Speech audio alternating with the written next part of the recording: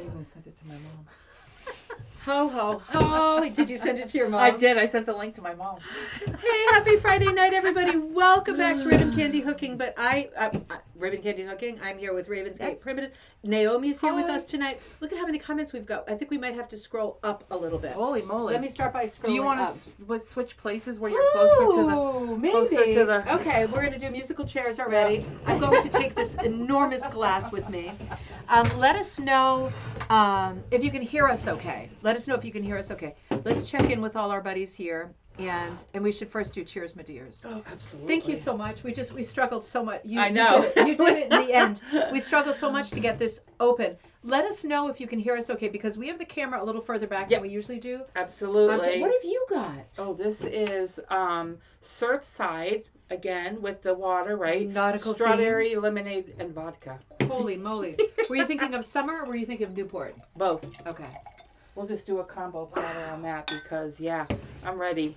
Alrighty, so let's do cheers, my dears, and then we can do. I said to Naomi, just get me a little one, because sometimes I'll have more than one. Yes. I'll have 2.5 or whatever, and then go crazy. There's 2 more of those in the house. If you decide. Don't let me. Cheers, my dears. Cheers. Happy Friday night. Happy Friday. Happy Friday. You made it, everybody. Let's start at the top. Melanie, great to see you. Ooh, it's cool and cloudy in Washington. I can see that. It's going to take some time in Washington State. Ruth is there. Richard and I are here.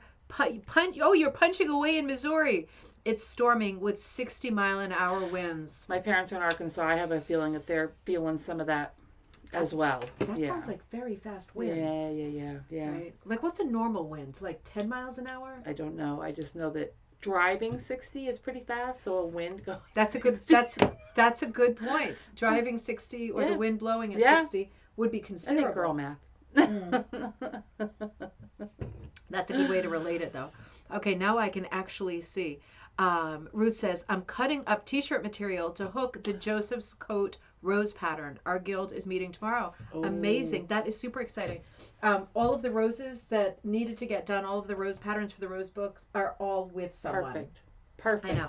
It's been a thing, because it's not like the end of the world if they don't all get done, but you do feel like if there's 1 or 2 babies, right. It's like, I so want them left behind. You don't want anybody left behind. No patterns left behind. Yep.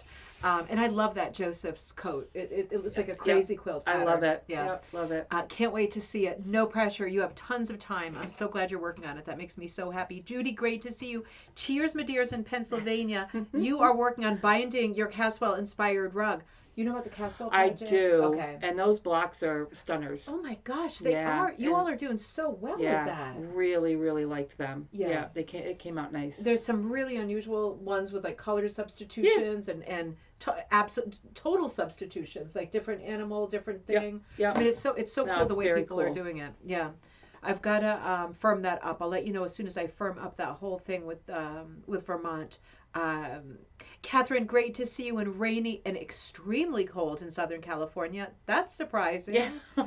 Oh no, I'm so sorry. And for Melissa also, last weekend of winter, but actual weekend, right? Because next week it's spring? Yep, I think so. All right, we'll take it. Janice, great to see you logging on from Pepperell. It's great to see you. Welcome back. Gail is logging on from Australia, so it's the morning there. Oh, very cool. So I always have to say to Gail, happy coffee time. Yeah. I hope. It's too early for this. Cheryl, great to see you. Oh, you're still in the hospital. I was wondering if anything had changed. Cheers, my dears, from getting warmer Cape. We'll be there soon. I know, I can't wait. Yeah, we're gonna be there soon. We're gonna make a day trip. Yeah. And meet up with Jessica, who might be on too. We'll have to see. And Cheryl, we'll have to see if you feel any better then, because we're going to be right in your neck of the woods. Linda, be great to see you in New Jersey. You are hooking away. Looking forward to time with our community and special guest. Cheers, my dears. Oh, Gail says it's so hot there because, of course, she's on the opposite side of the year. Right. In Australia, right. 105. That's hot. Gosh. That's hot. That's like the same as us, right? That's like the imperial. I think so. Yeah. I think so. That's hot. I mean, wow. Yeah. That you are right in the middle of summer there. Sound is good. That's good. Because we were fooling around, moving stuff around. Judy, cheers, my dears. Both Judys, cheers, my dears. Becky, great to see you. Fun night ahead. That's right. Fun night alert. Goretti, great to see you. Hello to you too. I'm glad you're there. Kirsten logged on. Cheers, my dears. Happy Friday night. Great to see you. Linda B. Oh, Gail, foretelling what we might see when our summer rolls in. Absolutely. Yeah. We always get slammed with heat up here anyway. Sue's, great to see you in Kansas. Gusts up to 60 miles an hour. That's the number today, isn't it? I'm enjoying a mango wheat IPA, right? IPA, or is PPA a thing? I don't know. I'm not a I don't either. beer or IPA That's right. I kind forgot of you're person. not a beer drinker. I am not. Yeah. I don't. You're a cocktail lady. Yes, I am. I Yeah. am. But all beers taste the same to me. All wines taste the same to me. Oh, I know. forgot about I that. know. Yep. Because the other day I gave you an amazing beer called Main Lunch, and it's Yes. so flavorful. Tasted like beer. Yeah, you were like, yep, still tastes like beer. And I'm like, no. This one is different. This one is so different. See, now you and Aaron, Still you and the hubby could sit and you could have the great beers. You know, and stuff. I'm not a great connoisseur of beer, but like once in a while I get one that doesn't taste like Budweiser. Right. You know, because they mostly do. And all of them same do. with wine. It's like, it's great, but if it's fine, it's going to be like wasted on me. Right. It's like, it's great. No matter what, it's great. Yeah, yep. Yeah. No, I don't have that palate. Mm. That's okay though. Well, there's so many calories and stuff in beer. You know, it's like chugging back pint I'd glasses. rather have a hot fudge sundae personally. Totally. Well, that's a good way to look at it. I might need to reconsider my strategy, particularly when we go out. Wendy, great to see you. Cheers from warmer Western Pennsylvania. All right, Nice. that's where things are warming up. Yeah. JKG, hello in Michigan. Great to see you, Mom. Great to see you. I got to see her during the day. I get to see her again here. Tornado warning siren is going off. Okay. Sorry, where is Ruth. that? That's Missouri? Ruth. Was that Missouri? Missouri. Ruth. I should know off the top of my head. Missouri. Yep. Yeah. Good memory. Ooh, tornado alarm. I wonder what that's like. Not fun. No, that sounds really stressful. Jessica is there. Hello. I have an ice mint tea tonight. Oh, that sounds very fresh. We've had an amazing week of 60s and 70s weather in Ohio. It felt so good. Jessica is who we're meeting. Jessica, this is who's coming with me when we meet you, not next week, but the week after. Yeah. So the three of us Can't will be wait. together. Hi, and Jessica. Cheryl, if you're feeling better. Can't wait. That'll be super fun. April, great to see you. Happy cocktail night in Illinois. Happy Friday. Colleen logged on. You haven't met Nice. Colleen in person Not yet, in have you? person, Oh, no. you're going to love Colleen. No, of course. Great to see you. Great to see you. She's in Maryland. Dave, great to see you. Dave is in Toronto. Hey, everyone. Butter pecan ice cream. Working on a punch. I know it, right? Oh, that sounds amazing. Punch needle and applique rug. Experiment. I love it. Ooh. Oh, that's a good combo, isn't it? It is. I think applique kind of fits in anywhere. Yeah. Yeah. It does. I mean, Mhm. everything fits in everywhere. Let's talk about that in a Yeah, minute, because I've been definitely. thinking about that lately. Yep, same. Yeah. Ruth says, I'm excited to work on it. Oh, I'm so glad. Uh-oh, look at me screwing this up. Colleen, I have my Caswell on the frame. Amazing. And the color planning's done. That's the hardest part, isn't it? Oh, I'm excited to see it. And Diane says, hello in Canada. I'm trying to decide rum or wine. Ooh, great to see you guys. That's a hard one. No, I'm going with rum. Yeah, yeah. Because they don't really go together, do No, they? they Sadly, don't. they They don't. don't. But you get a whole weekend. That's Friday true. night rum, That's Saturday true. night wine. That's right. You might be enabling right now. That's okay. Okay. That's right. Okay. It is the weekend after all. It's hard to decide, Diane. I know. Barbara logged on. I hope I can focus on content with all the yummy wool behind you. I know it, right? This is like porn. This is hooker porn back here.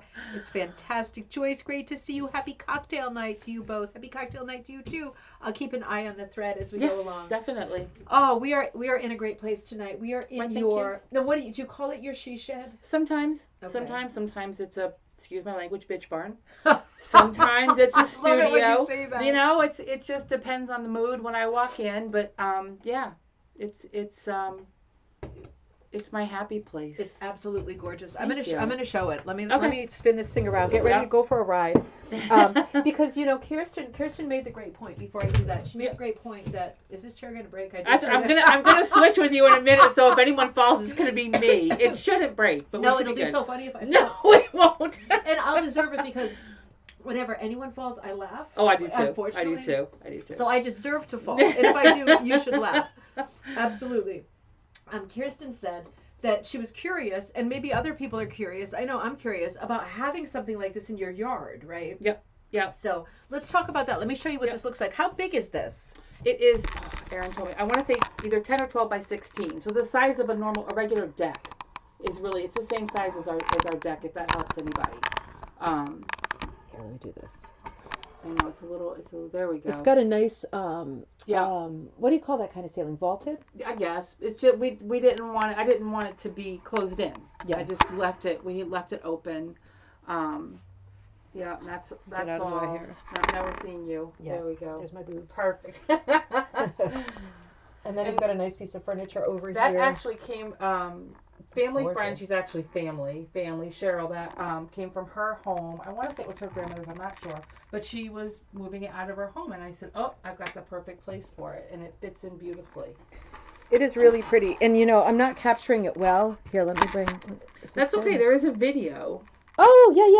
You did a video. I did a video on Tigger.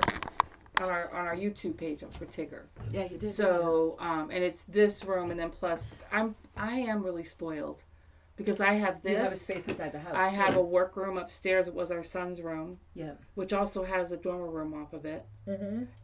And then where do I hook? In the living room. Yeah, you're spread out all over the place. I am, poor Erin. But this actually, before we got it, I was talking with my husband about maybe opening up a brick and mortar store, and because my husband runs his own business as well, and I'm like, what is it? I don't really know. If you don't know, you don't know. And talking, I'm like, oh, that's a lot. Yeah. It's a whole lot. So to have the brick and mortar. Yeah. He said you like to hook. Yeah. You will not have time to hook. He goes, you will be constantly working in the store, on the store. Yeah. Advertising, doing all that, trying to get money to come in. Right. So we went to the... And not just that, but if you're in the store, you could have people... This worries me because I remember from working at Dunkin' Donuts when I was young, you get... And you're always happy to see customers. Obviously, always happy to see customers. But you get someone come in who doesn't have anything to do and they want to talk to you, for half the day. And then it's a thing, right? Because then you're not getting any work done and nothing's getting made or paid or anything. And the biggest thing for me is I enjoy hooking. That's why I wanted to do this. Is I wanted to be able to hook. Yeah. So we went to the Connecticut Garden Show. Okay. And saw Cloder Farms there. And they had this one in this exact size in. It didn't have the windows. The only thing that I really wanted were and I forget what these are called, but it's where like a dormer window. I think so. Okay. Where it comes out, because I really wanted as much sun in here, but I didn't want bigger windows because then I wouldn't have enough walls to hang up my rugs. Oh, that's a good point. Right? Because you want the sun, but she's got. So this is like a barn. This feels like a barn. Yes. It's like a little barn building. It's got these like dark. It's got this vaulted roof, which is super charming, with these dark vaulted beams. It looks like at first glance, it looks like it's the 1600s in here. Right? It does. Yeah, it does. And it came unfinished. It was complete. It was just. Oh, even the red barn doors. You painted those? No. The red I chose. Everything. The colors for the outside and the doors are painted. Okay. So we have a regular like a regular front door, and then over here on the side is two like barn double doors. Yeah. She's got double doors on one side and then one single door, but it's an oversized door. It is. Yeah. It's like a barn door. But what Aaron did, bless him, he insulated it. He put up, and he really hates sheetrocking. So I said, well, we'll do Joanna Gaines and we'll do the shiplap. Is this shiplap? I think so, or it's a version of, I don't think it's technically shiplap, but it's a version of. It looks like clapboarding, like like exterior. Yep. And he put it all up and then ran the electricity with the help of our neighbor and put a little heater in here. And then a ceiling fan up on top. Yeah, there's a beautiful. And they put the floor in too. Yeah, the floor looks gorgeous too. But you've got little details, like she's got like a little built-in shelf. He did. That was his idea. I came out here one day and it was just built. Wow. And then he put those kind of medallion things to kind of define it. Oh my God! I It's know. really cute in here. It's nice. It is, and it's like it's a good size. It's a good, and it's mentally a place away from home to work. Correct. Yeah. Yeah, and I've had classes in here. I've had maybe 4 people, Yeah, and 4 or 5, definitely. including me. You could fit 3 tables in Yeah, here. absolutely. And then in the summer you could open those Yep. doors, right? I want to put a floating deck out there, and I almost had Aaron convinced to do it last year, and then realized there was a big old frost heave right in front of the door. Okay, so now you are speaking a different language, Yes. so you need to back up for human people. Okay. So, so start with floating. Basically, floor. the deck would be outside. It would not be on posts into the ground.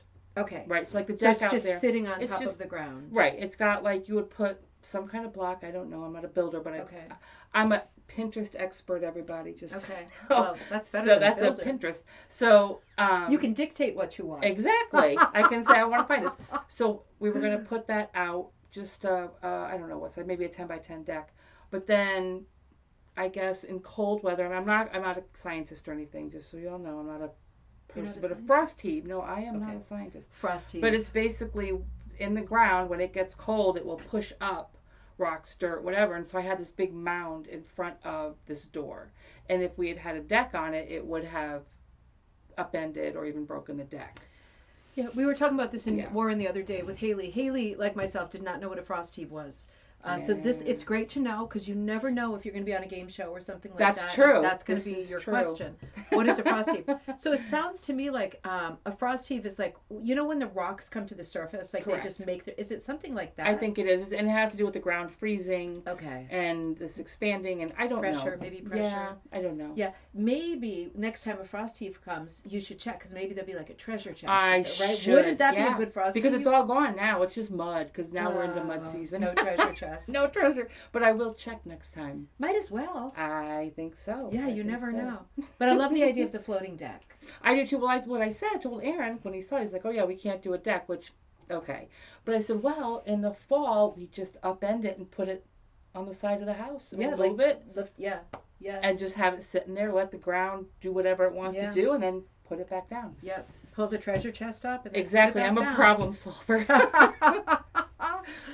Problem solver. This is great. But this yeah, is great. I love it. I love it out here. And I don't come out here enough to hook, which is a shame. Well, I mean, it has been winter. It has. Well, I had the heater. Yeah, I mean, sure. that little heater there, it does really well.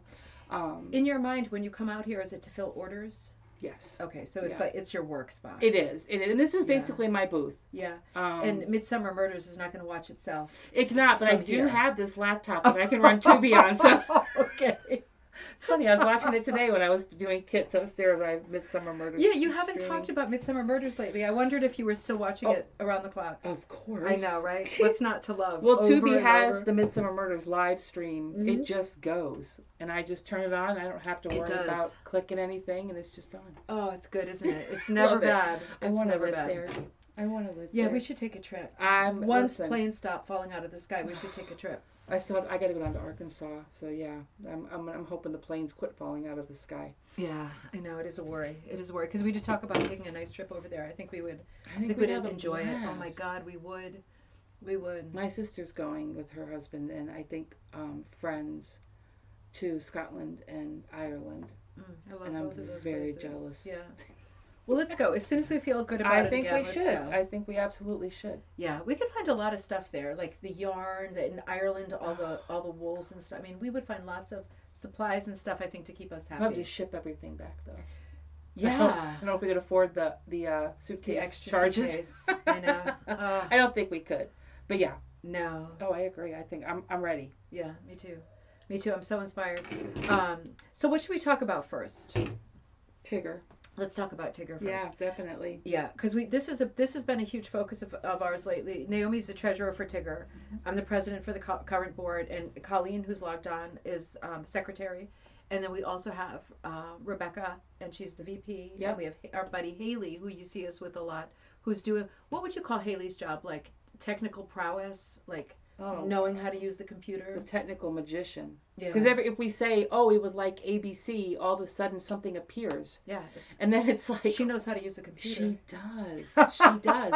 Listen, if I'm not on she's Pinterest, younger than us. I That's know. It's true. She's good and she's fast. We've been to Newport quite a few times. I think Yep. we're due to go again. Yep. One of these days. I'm ready. Yeah, and I think we're about to do a deal with the Marriott finally and officially, Yep. right? Yep. Because we have been looking at a lot of hotels, but I think we settled on this one for lots of reasons, right? We did, while I loved the other hotel that we looked Me at, too.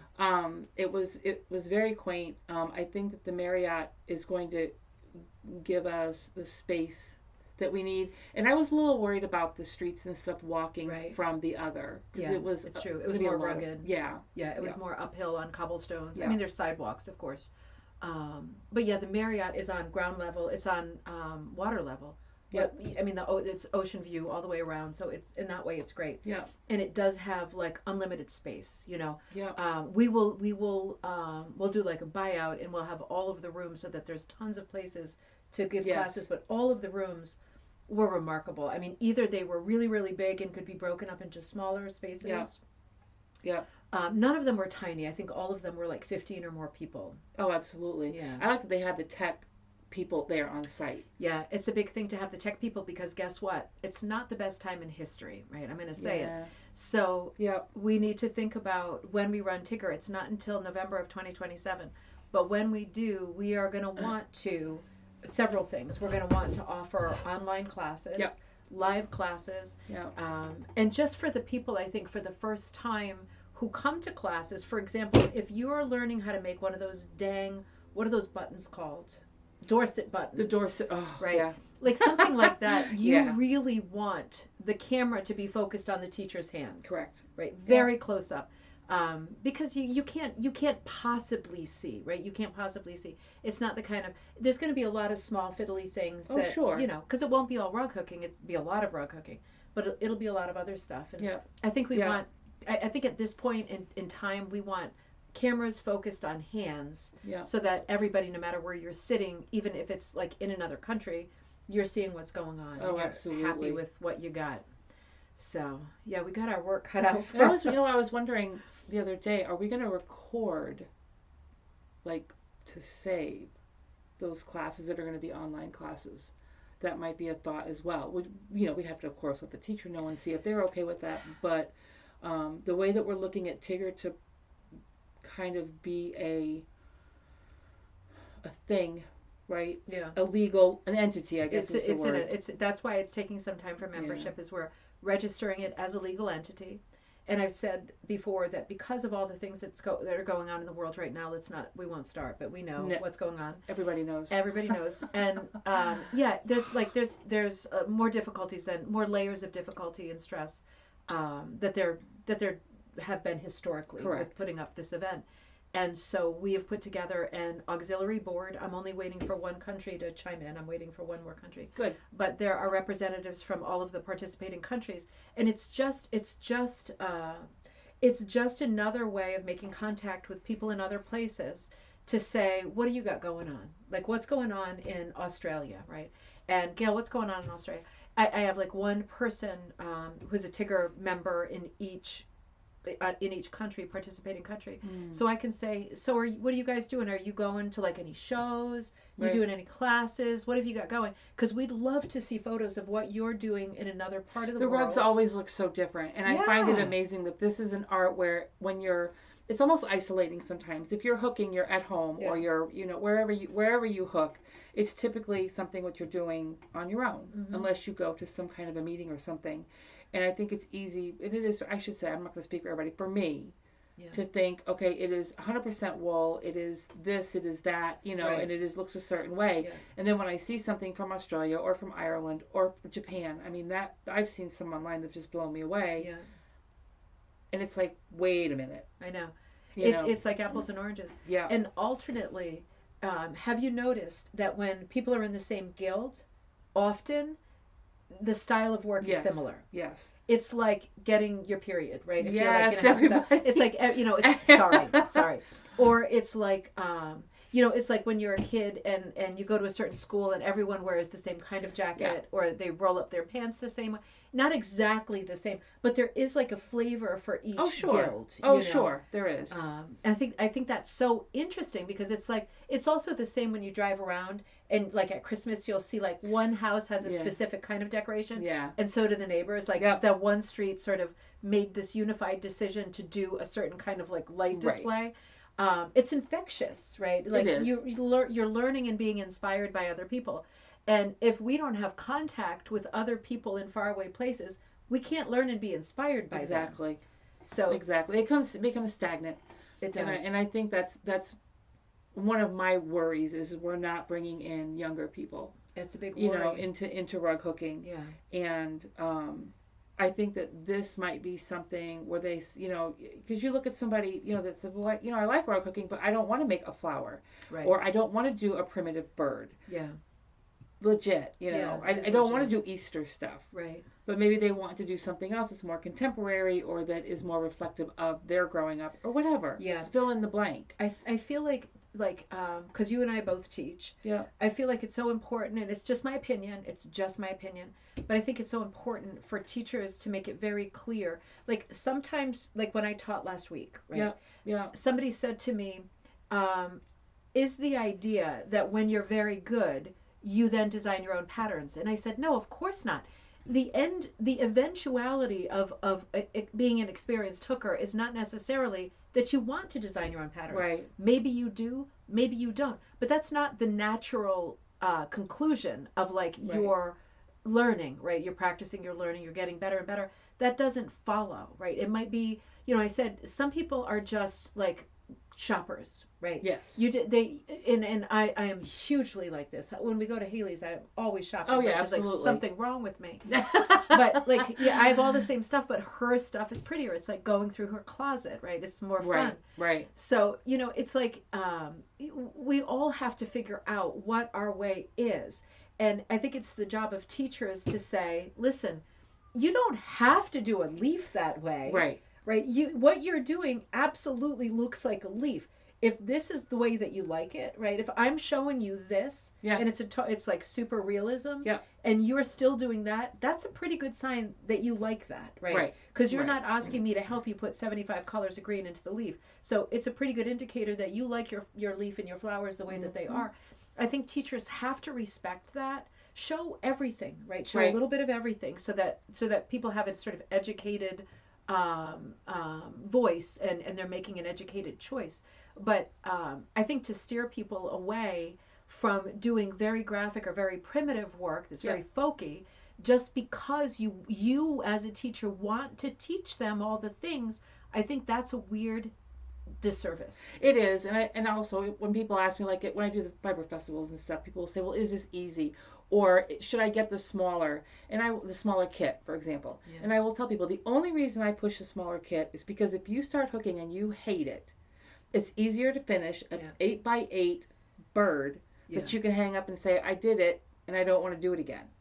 That's the only reason, because you're doing the same thing whether you're doing an 8x8 coaster or you're doing an 8x5 rug for your floor.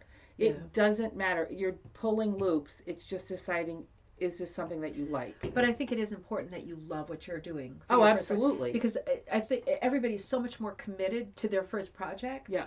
If they love what they're doing, if they're like, oh Christ, how many more leaves are in this? You're gonna lose them. That's why I say an 8x8 flat whatever is going to be easier for someone to say, well, I don't want it sitting in my closet half finished, so I can finish this and then I don't have to look at it again. No. Right? And you know, that's it's huge. Yeah, but isn't it funny? Some people who are learning for the first time, they do like a huge carpet. Oh, if they want to, fine. There's no stopping them. Listen, more power to you. Right? I know. I don't stop that either. I just say it's going to take a hell of a long time, but if you love the pattern, it's going to be fun. Right? Exactly. It's going to be a long road trip, but it's going to be fun. So you were just talking about kits, and I love your kits over here. Thanks. You want to show some of these suckers? Yeah. They're so cute. These are I used to call them beginner kits, and I don't like to do that again for the same reason of what we were talking about. Yeah, no. I've had experienced rug hookers that will get these and say, oh, I just want to do like a hostess gift, and I don't want to have to worry about drawing it or whatever. Oh, that's a great idea. So, you know, and so yeah, in here is the backing with the pattern and the materials. already cut up and labeled. Okay. And then when I, like I said, if someone said I need a hook, I throw a hook in. Okay. You can, if you need a hook, I throw a hook in. So yeah, these are, and I have bigger kits. Yeah, you do. You got bigger. some big ones down there. Let me grab a big one. But yeah, that was my fun. Yeah. Nobody likes it. I don't know if anybody bought that particular kit, but that's my Save the Bees. Oh, that is so a great. little bit of Prati, and I think this is a big right one. Up there. Yeah, it's right up there. You guys can't, but it's. Here, let me do that. I can pull it down. Yeah, because you've got some kits ready to go. Yeah, grab it. That's great. Let me put this one away. I don't think I have. She's got this place lined with rugs. I don't have my my hammer over here to pull. Oh, dang it! You got it nailed to the wall. Yeah, hold on. Okay. It's the easiest way to put them down and put them up and then take them down. Yeah, I have it over here. Yeah, she's got rugs all over the place. She's got like bins of rugs rolled up. Are those for your shows? All your rolled up stuff? No, that's my old rugs that I need to probably have a little garage sale and start. No. Yeah, I can't keep them all, or my kids. You can't keep. Well, you can't put them all on the walls either because you've got such a huge amount of them. And I'm running out of room also in my house. She set up a nice little food display over there. We'll have some foodies later. Yeah, let's see that one. Yeah, because there's a bunch of kits here, and you sell these small frames too that people love. I do, and I need to order some more. Okay. Nice Stock Farm is they're brilliant. She sells the 10 by 10 frames, the one the tip top that you always see me. I actually have mine today. I'm gonna use mine. Nice. Yeah, that is super cute. Should I do this? Yep. So this is my. I need to get it into this light. Yep. So we have some Prati and Quillies in the middle, and then regular hooking. Just a little Save the Bees. Mm-hmm. I used to be a beekeeper, so I love the bees. That's right. I forgot you used to be a beekeeper. Yep. Crazy. That's crazy. I know. Yeah, you told me all about the bad hives, like when they were bad bees. Yeah. I didn't know about that before. They're hot. The hot hives. Hives. Yeah, they're hot. Yeah. Those are the ones where you go out in the yard, you're gonna get stung. Yeah. But I miss my bees, but I could not keep them to stay here from year to year. Basically, what they were doing is they were absconding, and more than likely it's the mites, which is a big thing if you know anything about bees. It's and they left. They would just leave. I didn't have dead bees, which was good, but I would go out and my 3 hives would just poof be empty. Oh my gosh! I know it was sad. Oh no! Usually around Mother's Day too. Go? They go and swarm somewhere else, or they go and live out their little bee lives in a colony somewhere till it gets too cold. I don't know. They sound like jerks. They sound like ungrateful jerks. They were ungrateful because let me tell you something. I fed those suckers. But yeah. What do you feed bees? Sugar water. Okay. It's just you make candy boards. Let me tell you, it is a whole thing. It is a whole thing. It's its own. Yeah. I mean, it's a whole culture. Isn't it? It is. Oh, it absolutely is. Somebody was telling me about this the other day. I don't know where I got this conversation about bees, but I was quite knowledgeable because you educated me about I said bad hives. I forgot it was called hot hives. That's okay. They can be bad. They can be naughty. Yeah.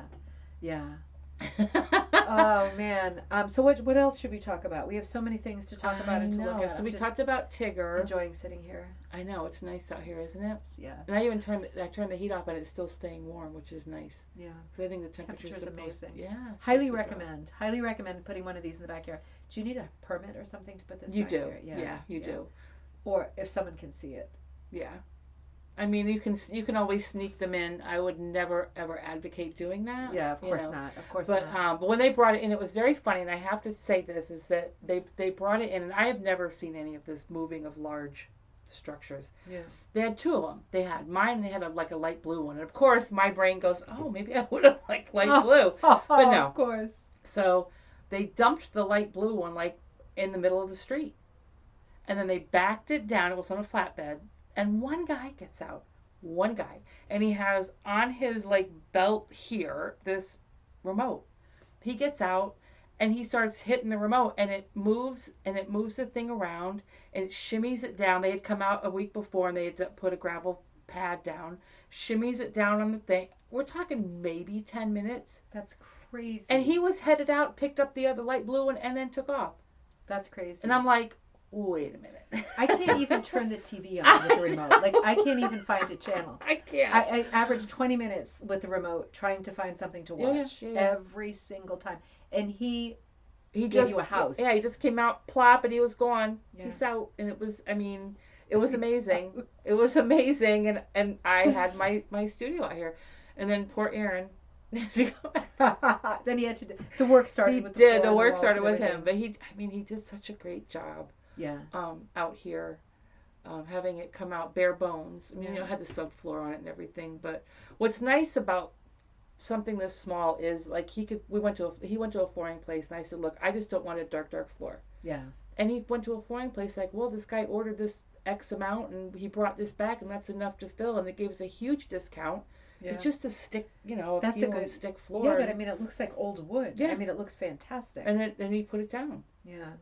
So, very, very lucky. Yeah. No, it's a super inspiration spot. It is. It's just, and you have people come from like New York, right? The ladies come from New York a lot. Yeah, Jane Pollock comes in from New York. She's a fiber artist. Does beautiful, beautiful work. She's come here, I think, twice. To shop, and we chat, and sometimes have lunch. Yeah. Last time she came with a friend, and I have to apologize, I don't remember her name, but she's also an artist, and she did some shopping as well. It was just nice, it was just super nice. But it's nice to have this out here. I can get my finished stuff out here, out of the house. As soon as you say shopping, I feel like I want stuff. I'm having a real struggle with my piece, but before I want to look at the background and figure out. I already screwed it up. The one that piece I finished one piece this morning. If you're in the Facebook group, which is Raw Cooking and Punch Needle Club, I should have brought it. I finished the Poet's Wife Rose this morning. I'm very satisfied with the way that came out. I love it. Thank you. Except I packed it like crazy with Haley's pot holders. Yeah. And I was just saying to Naomi, I mean, I really packed it. I was doing the searching the dog for ticks, right? Like this. Oh, there's one hole. I'll put, because it's thick. The pot holders are thick, you know, so it's really. They do bloom buckling. Once you put them in there. Oh, God, they bloom. Yeah, they bloom. Yeah, I'm surprised they didn't bloom the thing, busted open, it's like so packed. But, so now my problem is flattening it out. But I put that whole problem up on the Facebook group today, and I got a lot of great ideas, so I'll try some of those ideas. I haven't been in this situation yet where I don't always block stuff, right? If it's not like, sometimes if it's mixed materials like this, right, I want them to be wild and crazy, and I don't block it.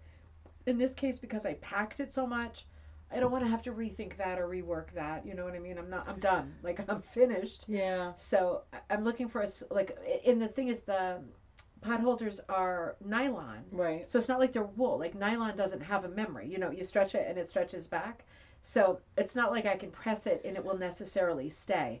I think the best I can do is somehow press it safely, because there's also so much velvet in it. Oh, yeah, and press it, take some good pictures for the book, and then mount it on a board, like for posterity. Yeah. And then never touch it again.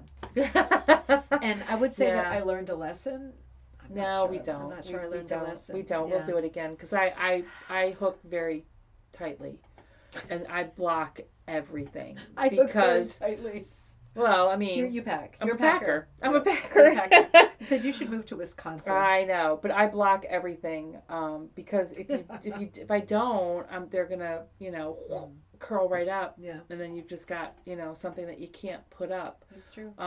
But a lot of times steaming though helps to relax it, and it also relaxes the back. It relaxes the backing. And I think that helps as well. I think. Well, maybe I will try that then. I think that the backing. My backing is linen on that. I feel like I pretty much use mostly linen. I will use. I don't like monk's cloth because, and it could be just the one that I get. It's very difficult to pull a number 8 through, and that's typically what I hook with is a number 8. It is. A 6 is a little bit easier, but the smaller you get, the easier it is. I don't like to struggle thus, and I will absolutely put something just away. Yeah. Where I don't look at it. I don't see it. It disappears if I don't look at it. It's so disappointing when that happens. I hate it, but it hurts. Yeah, it does. It does. Lately I've been finding that even though I'm right-handed, that my left hand hurts more. Yes, here. Yeah, absolutely. That's God. It is. And I'm under there, I'm under there doing this like elaborate, fiddling the thing into the crook of the hook Mm-hmm. thousands of times in one piece, and just that one motion, it is like it's right here. I talked to my friend Mary about that, and she said, yeah, she said hers, she sometimes, because she's working on her mom's, well, she's now, she's healing from a bunch of different things, but her mom's big rug, and she said, yeah, she would get pain here, and it's just possibly arthritis. So I got one of those, what are they, like a glove, kind of fingerless glove, and it's compression. Okay. And that helps sometimes too, because I knit also. Oh, I didn't know you knitted. Yeah. Oh, I didn't know that. I crochet, cross stitch. My poor hands. How do you have the time for this? I don't do it all at the same time, but I have been knitting socks. But knitting honestly, socks? Yeah. Look at that finger. Yeah. And Aaron mocks me when I flip him off because he looks, he goes, oh, who? I'll do the whole hand. I don't know if you guys can see, but this finger goes this way. It's pretty bad. It's pretty bad. It's the bad finger. You could do like a exactly. So yeah. I do. I'm lumpy. My hands. Yeah. But I'm getting there too. I got lots of calluses, lumpsy bumsies. I had to have my wedding ring cut off because it was too tight. Oh, I got drunk and pulled mine off. It hurt so bad.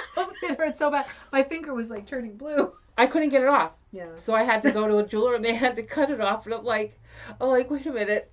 This is probably. I just feel like this should be bad luck. I know that it sounds awful. It does happen. It does. Well, happen. I'm gonna get it fixed. I just have to. Yeah. She told me I have to wait like 3 weeks for my finger to settle down. Okay. But I just feel like it was some kind of hex.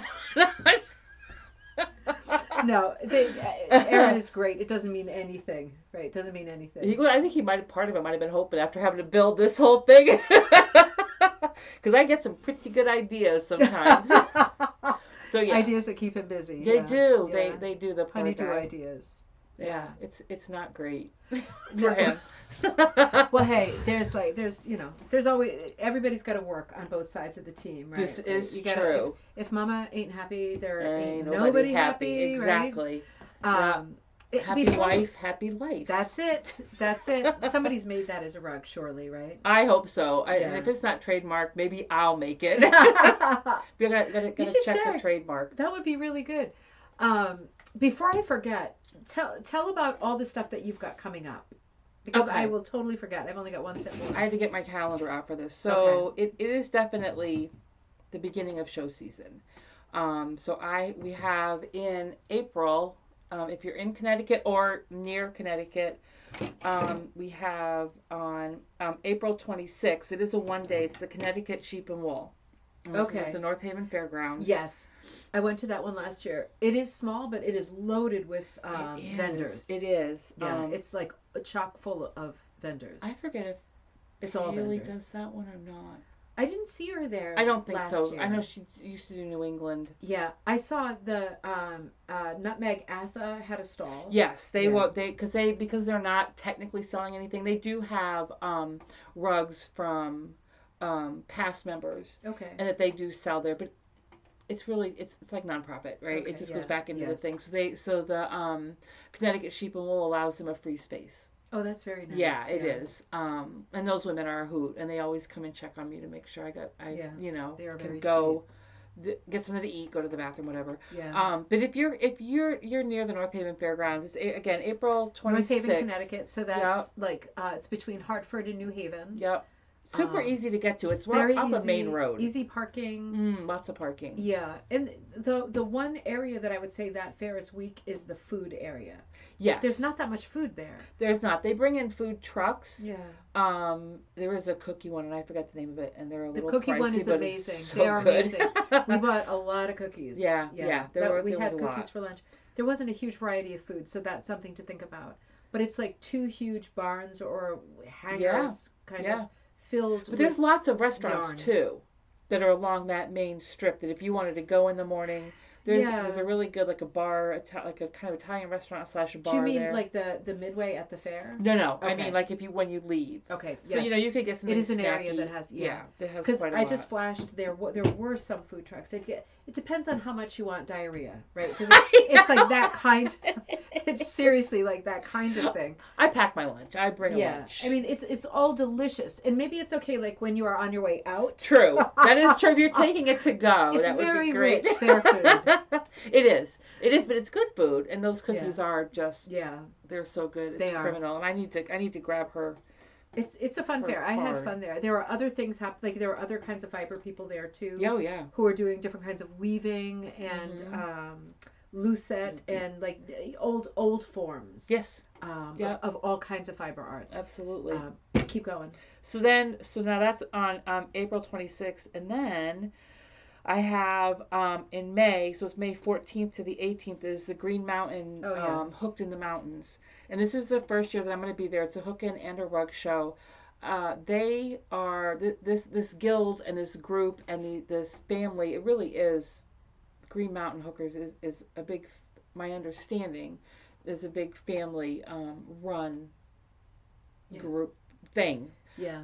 But it's going to be big, and it is the 14th. Are they doing the rug show this year? They are. Okay. Yeah. It's a Green Mountain. It's a guild show, Hooked in the Mountains. Yeah. Yeah. It was when I went last time. It was huge. See, I had never been before. Yeah, it's I massive. had never been. So it's at Sugarbush. No, it was at a different place. It was at when I went I think 2 years ago with Kaz. I met one of my buddies up there. Yeah. And it was at it was in Montpelier. Oh, okay. So pretty damn far, like for us, you know. Oh, yeah. Like, that's getting up there. But it was in Montpelier at a college that was then sold, so it can't be there anymore. Okay, so that's why it's at Sugarbush Resort in Vermont, and we're actually Mary's going with me, and we're gonna stay off the resort. It's much cheaper. Okay. But they, there's gonna be. Last I counted, there were 7 or 8 vendors. Okay. And it's a hook-in as well. Correct. Yeah. Yeah, it's a hook-in and a rug show. The rug show was epically big. Like it was massively big. Oh, the talent that they bring in. It's one of those guilds where isn't it the only guild in Vermont? I mean, Connecticut has 3. I don't know, but I do know that when I speak at those guilds, there's a lot of crossover between Maine, New Hampshire, and Vermont. Gotcha. Like there's a lot of people who cross over to several. Just because driving wise, you think, oh, that must be really far, and it's not that far. No. So there's a lot of crossover people who participate in all of those. Right. Yeah, I'll come up at least for the day. Let us know if you're coming up. Oh yeah, definitely. It's definitely worth it. I definitely want to go and hang out. I won't be there for days because it's a busy time of year and we go away at that time too. But I wouldn't want to miss that rug show because that rug show is legendary. Yeah. I'm excited. Yeah. I was when she reached out, Deb from the guild. I was very excited. Good. Yeah. Good. Because I did there when Searsport left and moved to Florida. Yeah. Green Mountain took over their hook-in in Maine for that 1 year, and I did it that 1 year. And then they stopped doing it and then handed it over to Nancy Jewett and her partner, and I always forget her name, and apologies if you're on here. But they, and it's the same weekend as the New England Sheep and Wool, so I don't get to do that. I love going to Maine. Give me any excuse to go to Maine. I know it, right? Now, the question about Maine now, where the hell is Camp Wool? Like, because it keeps moving. Where is it now? It is. Okay, so it's very funny because I had this conversation, and hold on, I'm going to look it up. Camp Wool is like this Maine institution. It's this amazing store that is, at least when I saw it in Kennebunk. Yes, that's the last time I went, and then they actually moved way up, and then have since come back to Hollis. They moved up to, what's that beautiful, Bar Harbor. I think they were up. I think they were further than that, weren't they? I don't think so, because they said they were near. What's the state park right there? Arcadia. Yes, Arcadia. Yes, she said they were near there. I don't know. That's up farther than I think Bar Harbor. I'm not going to swear to it. If anybody from Maine is on here, correct me. Aaron's whole family's from Maine, and they're all Mainers. And if we could move there today, I probably would. Oh my God, I would move. I just said that earlier today. Yeah. I would move to Maine in a second. I would too. My watch besides Midsummer Murders is Maine Cabin Masters. Oh, I haven't seen that. Oh, watch it. Watch it because they go in and they renovate for people these old Oh my Maine God. cabins. They don't screw them up, do they? No, Okay. no, They don't they're make them beautiful. gross No, and it's a big, it's a knock down all the family. walls. No, Okay. they might knock down walls, but they still keep it all the piney wood, and they Okay. make it, more that they can Historic stay there. and special. It's gorgeous. Okay. But anyway, Maine so Cabin Masters. yeah, you need to watch it. I totally need to watch I will. it. If it's on, it's playing, and Aaron is so tired of seeing it. It's either that it's murder. Signs of a Psychopath. Yes, Any of I those know, shows. right? Well, you Live definitely know how to TV. murder someone and where to hide them in like See? an old barn. So Aaron should be very afraid, but that's okay. yes. But yeah, Campbell is now at Hollis, and Robin, a friend, actually, she called me. She was on her way up. She has family up there. And she was like, "Where is it? I want to stop." And I know she stopped. I loved it in Kennebunk because when you walked in, it was antiques. Absolutely. All It that was primitive so stuff. Sweet. I have several things. I don't think they're in here, like little baskets I've got. Yeah. And then you go back and it's just wool. Oh, it's so much punch wool. needle. Punch needle applique. Yeah. And there are classes that were there. And Aaron was happy to stop because there was a coffee shop down there. He'd go coffee shop and I would go, Such a cute village. It really Kennebunk was. is And then such they a moved. They cute- were too far, but now they're in Hollis. And So that's back correct. south? It's back. Okay. It's come down a little bit. Okay. That's interesting. I want to say it's about 30 minutes off of 95. Okay. But I'm definitely going to go when we go through there. I want to go up. This is the season. This is the season. For all of the antiquing, right? That whole Route 1 thing. And, oh my God, there's and there's a million rugs up there. It's funny because with Aaron's family, we rarely do the touristy thing. Yeah. And at one point, I'm like, I want to do the tourist. I want to get off on Route 1 and go up through. And yeah, we did that. It was great. And then I realized that the lobster rolls up there, they like it cold. Of course. Like, No. What were you thinking? I wanted the hot butter. That's so gross. You can't do that. It's not You gross. need It's like you tuna need a fish. special permit for that. That's gross. That's like eating a lobster. A sandwich is cold. No, I like it in those funky little hot dog buns. Yeah. Right? They're so With the buttery. butter. They're delicious. in butter. They're absolutely. Well, I'm not going to say they're not delicious. Like they still are delicious. I cannot eat the cold ones. Aaron and he come on. I'm well, like, the cold ones have mayonnaise, right? right, So and I'm like, completely what different. is that? It's He's mayonnaise. like, it's mayonnaise. It's cold. I'm like, I'm not eating that, and he got 2. Oh, they are so good. Yeah, I am. I mean, I'm for any lobster roll. To be True, honest, I'm for any lobster roll. Yeah. But I mean, yeah, I guess it's a regional thing. I'm just used to the mayonnaise ones. And I'm used to the hot butter ones. I know. As long as there's giant claws in Yes. the sandwich, then Yes. we're good. Like it's Exactly. I want to see body parts, recognizable body parts. I don't want shredded pieces I don't either. of lobster meat. I want to see where it came from. I want to know it's a lobster. Yes. I Show just me wanna giant know. knuckles and claws. So good. Exactly. Oh, I feel so summery. I know. I feel like my yard should already be cleaned up now, and I should have roses blooming, and we could go out, and Aaron would have lobster rolls for us. It's still winter. You got one more week. I know. Stop it. I know. Tons of time. I know, but I do need to get to work on that yard. But yes, go ahead. I mean, it looks like winter. very clean winter Yes. yard. So the Green Mountain. Green Mountain, and then I am doing. If anyone's doing Quilt Across Connecticut, and I forget when that week is. Did I hear about this yet? Probably not, but I'm doing a demo. You all are all hookers, so you all know. A lot of quilters out there too. Yep, but I'm doing a demo at Yankee Cloth in Wallingford, and I don't have the date. It's in here somewhere, but I just don't remember. So if you're in Connecticut, oh wait, here it is. Nope, I'm sorry, I didn't mean to interrupt you. No, go ahead. April 5th. Okay. So that week before is Hooked Across Connecticut. That's coming up. Yep. So I'll be demoing hooking there, and then I'm doing a beginner class the next month. Okay. So yeah, that's basically it really until oh my God, it's already the middle of March. Rhinebeck. Yeah, I know. Yeah. I've already got my hotels for, of course, Vermont, and then for Rhinebeck. Is that my? Why do I feel like there's something else? My hook-in. The most important one, yes. Yeah. Yes. So we are having a Naugatuck Valley hook-in, the second one. The first one was so fun. Wasn't that fun? And there was tons of people there. I was so excited. It was such good energy. Very, very, yeah, everybody said that. Yeah, it was definitely worth traveling to. Everybody was super friendly and nice.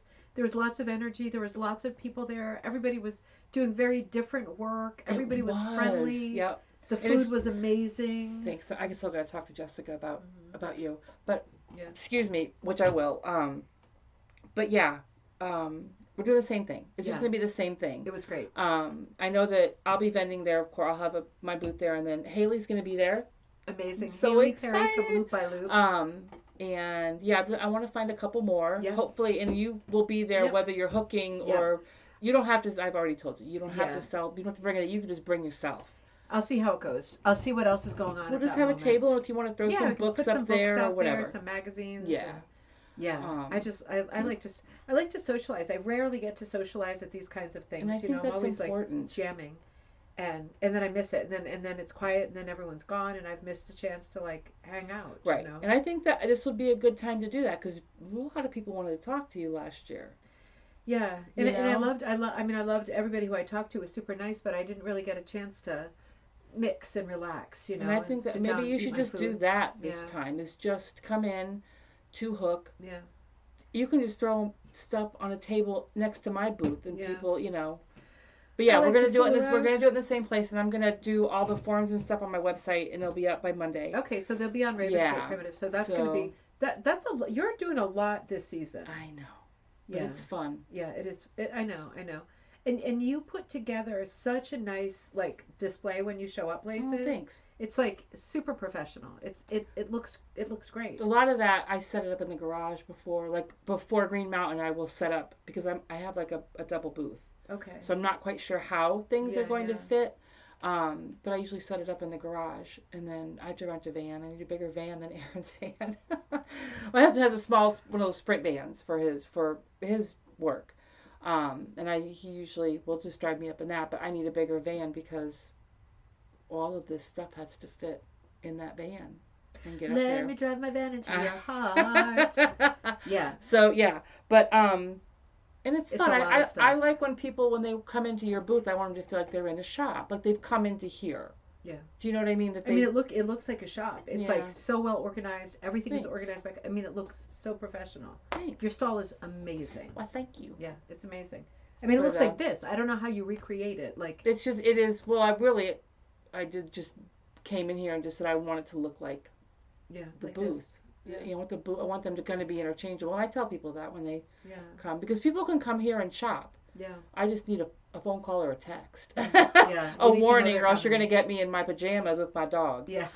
Which if you're fine with that, it's okay. Oh, he's so sweet. But yeah, and then on top of that, the book. Let's talk about the book. Okay. So you're working on a book project. Correct. We've been brainstorming like crazy, and I think you have got the perfect formula at this point. You don't have to say the formula, but I think you're there. So I've got it outlined. I've got the outline done. Yeah. The working title, and I think it's going to stay the same as Rethinking Primitives. I love that title.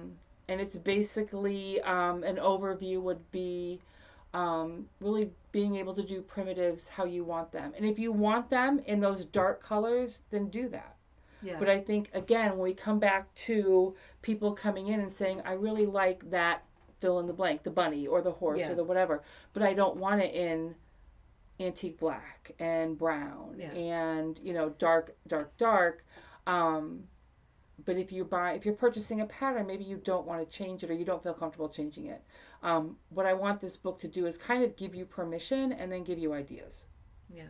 I think that's the best way to put it. I think it's a brilliant thing. I think it's really necessary because when we talk about primitives, we're not just talking about a style. Right. We're also talking about a color palette. Right. And it's just the way that this form has evolved.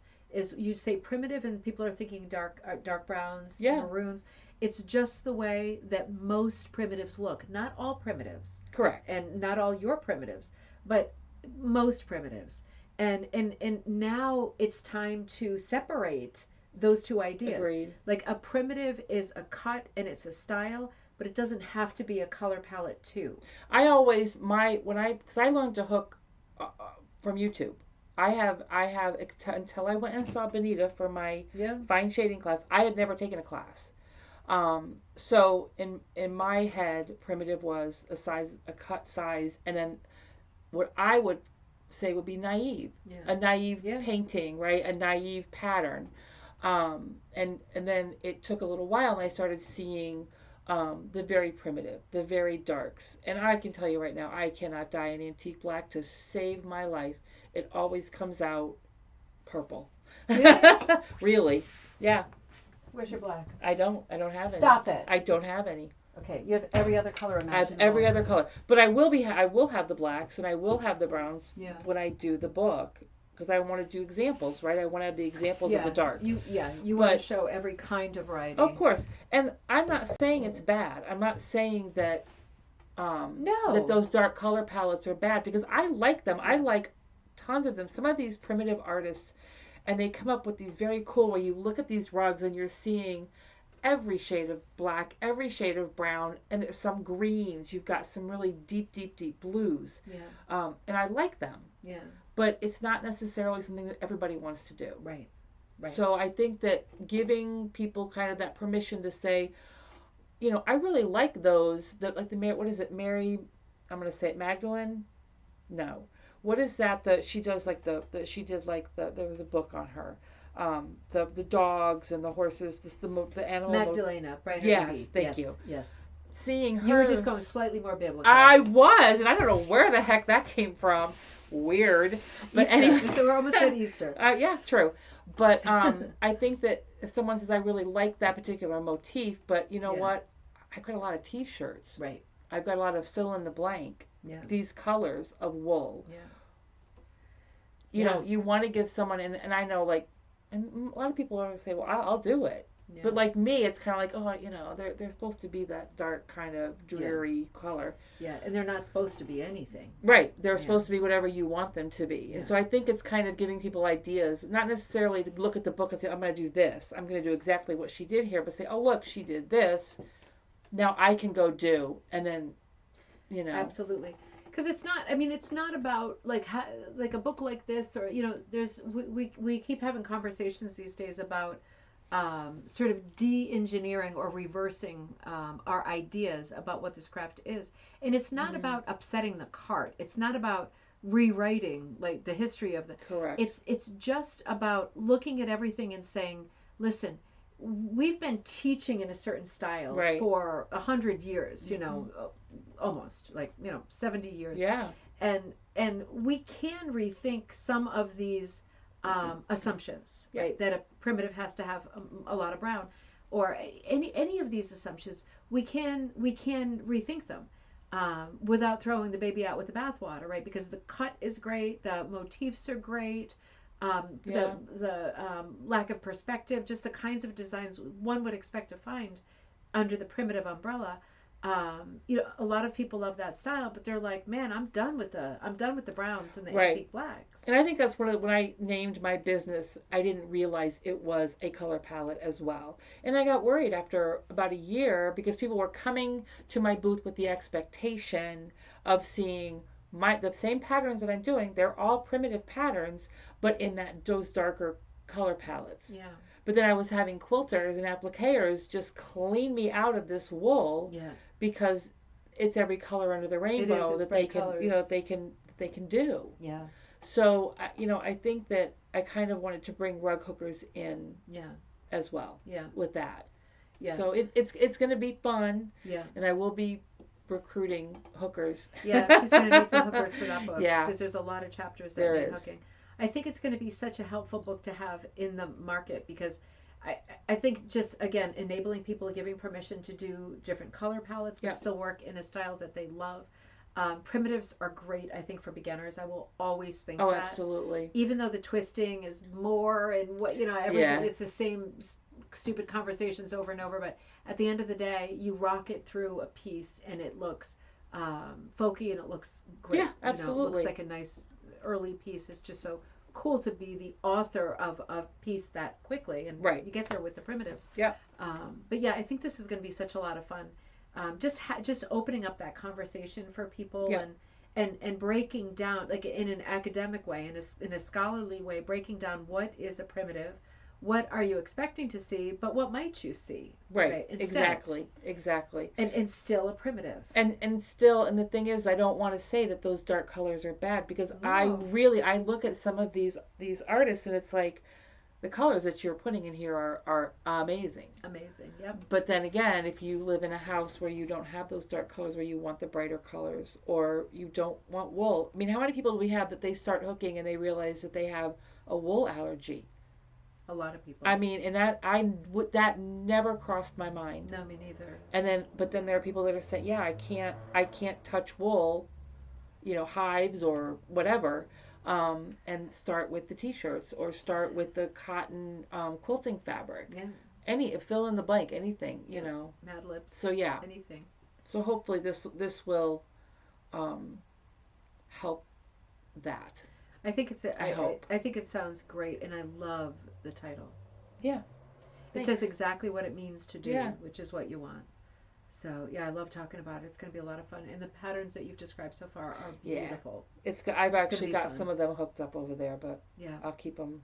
Keep them a secret. I keep them a secret. So, are you working on anything that you can show us?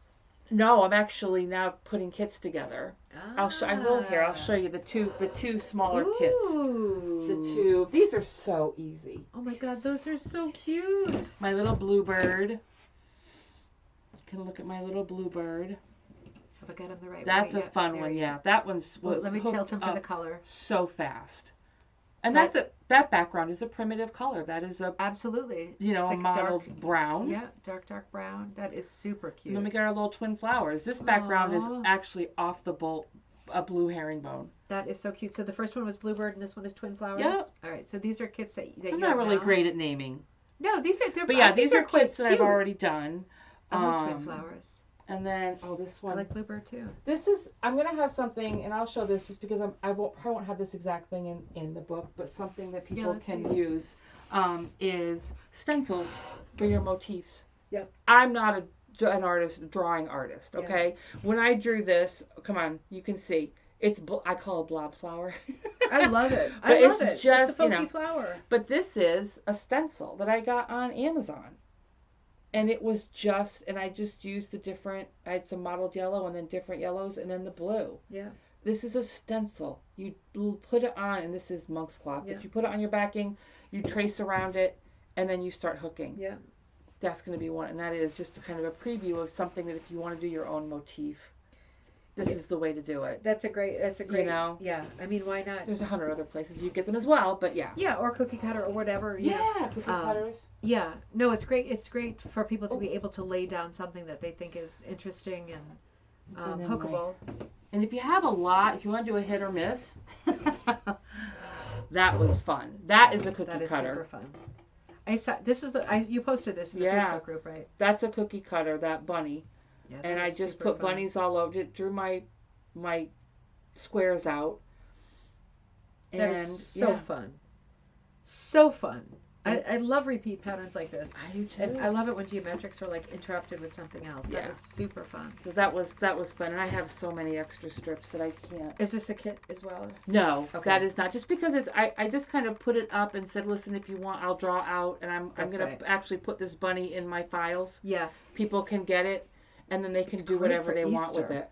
Right. It's great for Easter. Everybody's got plenty of strips. I thought I brought my. That looks really good. That looks really good. I like your lights and darks. That looks really fun. It was fun. That was fun. I thought I had a bunny, the one with the wire ears, but I guess I left him. So he's on my Facebook page. Oh, right. You've got some Easter stuff. I do, which is weird because I don't decorate for Easter anymore. There's no kids at home. Oh, right. So I don't really do the whole Easter decoration. Yeah. Well, this year Teddy said that he would prefer not to be standing outside on Easter morning. Searching for eggs in the bushes. No. Well, there's cash. There's cash in the eggs, so I'm confused about why he won't. I mean, I guess he just feels I'll like go a bit search of a for Teddy's eggs. I know there's like my mom puts like $5 bills in some of the eggs. It's well worth looking for the eggs, but I guess he feels like a bit of a dope standing out there in his pajamas searching for plastic eggs. I mean, I sort of get it. He's getting a little bit older. How old is he now? 13. Oh, that is the age. That is that. It is. Yeah. Yeah. I just had to think about that. I'm like, is it 13 or is it 11? No, it's definitely 13. Yeah. He would like the cash, but he doesn't want to search for the eggs. He's such a good boy, but he's just like, and it takes so much to put these searches together. We have like an outdoor search where that's just eggs with money in them. Yeah. And then we have an indoor search that's a rhyming search that is different every year. I always do it Easter morning because we're always partying a little bit on the night before, like everyone's over there. Right. And yeah, it'll be like if you're looking for the newest clue, look beneath something that's bright blue. And then he's like, "What's blue? What's blue?" And I mean, I always do like 20 something clues. It takes like forever. And then at the end, like it's the basket, like it's the big basket. Yeah. So obviously, it has to be like in the car, in the garage, in the bathtub, in the somewhere washing crazy, machine. yeah. It's not going to be like in your pocket, you know. It's not going to be in the bread box. So it's always like one of the same places. I think they've just had it, you know. Both of them, no, both kids don't. No, Joss is still cute. Is she? Yeah. Okay. Weirdly, she never wants to wake up and go outside to get the damn eggs. Like you have to drag her out of her bed to like go search. But once she's there, she's excited. Yeah. Oh my gosh. I know. I miss all of that. I don't want to squander these times. I don't because I miss it. I miss it so much.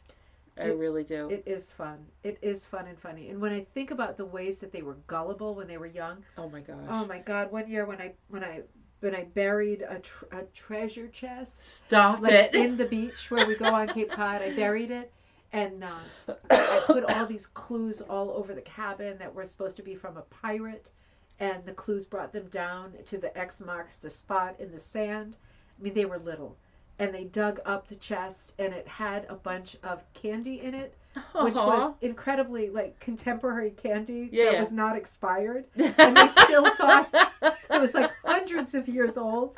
I mean, it was incredible. They were like animals, like jackals, digging up the beach. I love that so much. And pulling out this trunk, and they totally believed that all of the Kit Kats and Snickers were like from the 1600s. Yeah, but that's where you suspend belief of everything. Yeah. Like that and Christmas time. You just so do. Fun. It's so magic when they believe that stuff. I know. I miss all of that. Yeah. I mean, my kids are 31 and 36. Oh yeah. Holy moly. Mine easily could be as well. I just had mine later. But yeah, I mean it goes by. It's like that saying, the years go by so fast. Yeah. But the days go by very slow. It's just that's like, absolutely. I have to go pick them up again, and then I'm sitting forever in traffic waiting at the school, and the days take forever, but the years go by in a blink. They it's do. Incredible. They do. That's why I can't look at pictures sometimes, because then I'm just done for the day. Yeah. I'm absolutely done. I know what you mean. So I just don't. Yeah. It makes me so sad that everything's happened so fast. I feel like I've missed it, but I've been there for every. I was gonna say moment. I don't think so, because you're making them such cool times. You know, we're together a lot. Yeah, I know. Yeah. Yeah, we're doing a lot. We're together a lot. Tomorrow we're going to Mohegan Sun for the gaming convention. Oh, fun. Yeah. Well, is it? Fun? I don't know. Neither one of my kids game. Neither one of my kids went. Andrew was a soccer player, and he was in the travel team. So there was a lot of driving. That is a lot. It's like every weekend. Yeah, isn't it was. But it was fun. I didn't mind it, because basically you drove somewhere and you just sat for the whole day. Yeah, but what if you wanted to go to a flea market or something? I went on a Sunday, because most of them were on Saturdays. Okay. But yeah, I mean, it wasn't horrible. And Jess did all kinds of stuff. I mean, being an artist, we were always going and doing something with her. Yeah. You know. So yeah. But I mean, like I said, I miss it now. You got Andrew and Trisha. We love Trisha, our daughter-in-law. We already told Andrew if he ever decides if they split up, we're keeping Trisha, because we just love her and her family. But they're down in the they work in the Outer Banks. They live in Mans Harbor. Oh, right, yeah. And then Jess is a vet tech. Yeah. Lives close. God. I know. They're off doing their own thing. They're being adults and all that, which is cool. That's what we raised them weird, to do. Though, isn't it weird? It is very weird. Yeah, it is weird. You like make this person, and then they're out in the world, and they know like being adults. Yeah, they have like friends who you don't know, and conversations that you don't hear. Yeah. And yeah, I mean, I'm getting to the point with Teddy where he like takes his own clothes out of the closet. No. Because like, I mean, until this point, like I put their clothes out. Like wherever they go, it's a product of me driving them. Correct. Whatever they're wearing, I bought it and I put it out lay it out on the bed, And and now it's like it just too. Oh my God, she asked me last night to get her some black Vans, which are sneakers. Yeah. They happen to have them at TJ Maxx. Thank God. It was like Perfect. one pair of black Vans. Perfect. But yeah, she wants these weird gothic like black parachute pants, that are big and tight at the. Oh, like the harem pants. Yes, like harem pants. So I was like, all right, she's into skateboarding and stuff, so that makes sense. Oh, of course. Yeah, But, absolutely. yeah, I was like, so do you still want like the t-shirts I got last year that have like rabbits and cats on them? And she was like, no. Oh, like, no. Okay. Because they definitely fit. But okay, we're going to get rid of Doesn't matter. Does not matter. T-shirts because, yeah, now she has a different look. But I think it's great that she knows what she would like to look like and how she would like to present herself. You just have to keep telling yourself that. Because there's the part of your brain is like, no, I want you in the cute bunny and Put whatever. The cat on. Exactly. Put the damn cat on. Listen, she is, both of your kids are, but Joss even more, is such her own person. When you posted that picture of the carry your books in anything but a backpack, and she had that, she did the barbecue, and I showed it to Aaron. He's like, that's amazing. Yeah, he goes, that is her. Absolutely. And I said, I don't know if I would have thought of that. No, I mean it's a little impractical. But she did it. Yeah, she did. That was her thing. And she didn't clean it out, right? She just requested that it be cleaned out. Don't be silly. And then, yeah, exactly. Yeah, as if she's gonna clean the grill. Yeah, right. But that was absolutely, it blew me away. And then when she would have she had the suitcase with all of her ears and her tails, and I'm like, number one, I loved that you guys were like, yeah, cool, just you're the one gonna carry it or you're gonna lug it with you. But she did it. Yeah. And that was her thing. Yeah. She didn't care what anybody else was doing. No. I love that. No, she just wears her masks and wears her tails. And, I love it. Yeah. She doesn't do it to school, but anything outside of school she does. And I don't get it. I don't know what it means. I don't, whatever.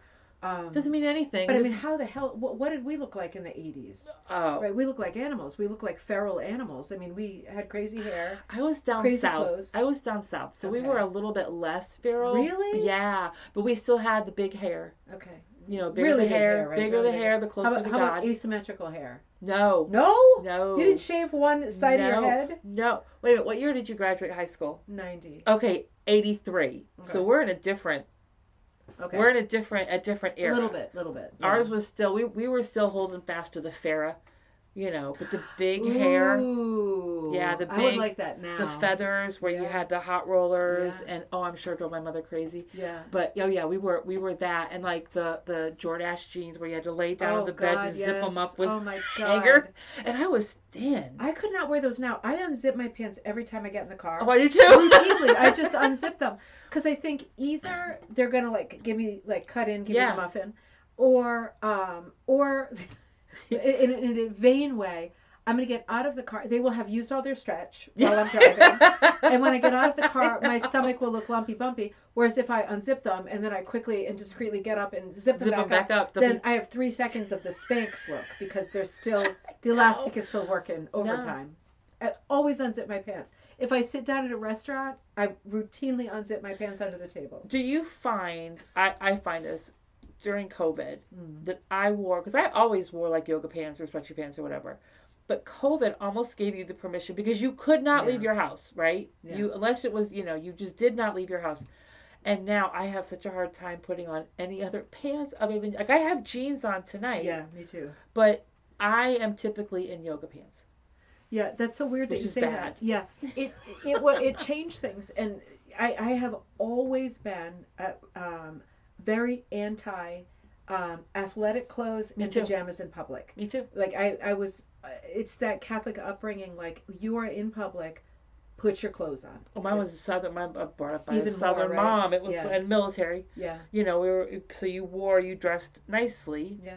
And we always dress. It's not even an uptight thing, right? Because neither of us are uptight. No. It's just like dress appropriately when you're leaving the house. Well, Aaron and I went out last Saturday. We were doing a couple of things. I was telling my mom, and I said, and I realized we got to the restaurant, I didn't put a stitch of makeup on. My mother went, no. I'm like, I know, it was awful. I didn't have any makeup on. Yeah. But we, you did it. And, it was the Merle Norman era. Yeah. That pancake. Oh, God, and I had beautiful skin. Wow. And I craked that crap. We all did. It just seemed like it had to be better. Everything was so appealing. Yeah. But I do wear sweatpants now, and it's because of COVID. Oh, I do Like, too. I mean, it's not if I'm going to like the city or Right. like No. out No. shopping. I won't wear sweatpants, but I bought sweatpants for the first time like a year ago. Yep. I mean, I was a holdout for a really long time. Exercise pants while I was exercising, but I took them off as soon as and I put on. Sure. To be fair, like if I'm at home and I have no plans of exiting the house, Right. pajama bottoms or something, you know what Right. I mean? But Right. but not in the car. And now I wear sweatpants every day when I drop the kids off. Right. And Right. yeah, I'll put jeans or something else on, or I wear jean skirts a lot and skirts a lot, like Yeah. comfortable skirts a lot, because I'm still Yes. super comfortable and ventilated with my constant Hot breathing. flashes. Yeah. Yeah. But I still feel like I look sort of normal. I will go just on a big Y here though in my yoga pants and a sweatshirt. In the summertime, I don't as much because I don't have the big sweatshirt to cover all of the Yeah. ills of Yeah. wearing yoga pants. But yeah, in the fall and winter, if I'm just running and I need eggs or whatever. Yeah. I think I'm getting to think it's okay. I feel like I had too strong of a feel about clothing for a while. And it's not like I've ever owned a nice piece of clothing in my life. Like I never buy anything nice. Sometimes I would make my own clothing, but I never buy anything nice. Like there's never a splurge. Like there's even if I go to an event, I shop at TJ Maxx. I can't same. justify it because No. I don't like clothes enough. My last splurge was that. when Andrew and Trisha got married. And Mom of the Groom dress. That's when I went to Macy's and bought a dress. Yeah. These were my last splurge. These were my sneakers, Oh. my Sambas. I wanted them so badly. Oh, those are pretty. Purple stripes. Oh, I love them. But that was my big splurge. Yeah. Isn't that awful? Shoes cost so much money. They do. Oh my god. But you know what? In Adidas, I can wear half a size smaller, so I'm under the delusion that my feet are smaller. Your feet aren't big. 9.5. Yeah. Is that big? Is that considered big? It's to me. Okay. It's to me. I'm 7.5. No, 9.5. But we had when I worked at the credit union, there was a very tiny loan officer, and she used to say, "Well, you just need a bigger foundation to hold up a mansion than you do an outhouse." It was the South. Think about it. It was the South. They have all sorts of little kitschy sayings. I'm not sure that was a helpful remark. It wasn't, but you know what? She used to take me to the horse races. She had a season pass to Hot Springs of the horse races, and we used to go to so I didn't care if she could say whatever she wanted. Did your parents know you were at the horse races? I was married at the time. Okay. Yeah. Yeah, you're old enough. I was old enough to go. Oh my god. I loved growing up in the South. Yeah. Did you? Yeah, I did. Arkansas. I loved. She's from Arkansas. Well, I say grow up. I mean high school. But no, my Yeah. mother's family's from Shepherdsville, Kentucky. My father's is from Louisville, Kentucky. I mean we're Southern. We're South. Yeah. I would not live in the South again. Yeah. My blood is too thick for that heat. I can't take it. Yeah. I'm a wimp. Things change. Yeah. No, it's so true, isn't it? And things have gotten hotter.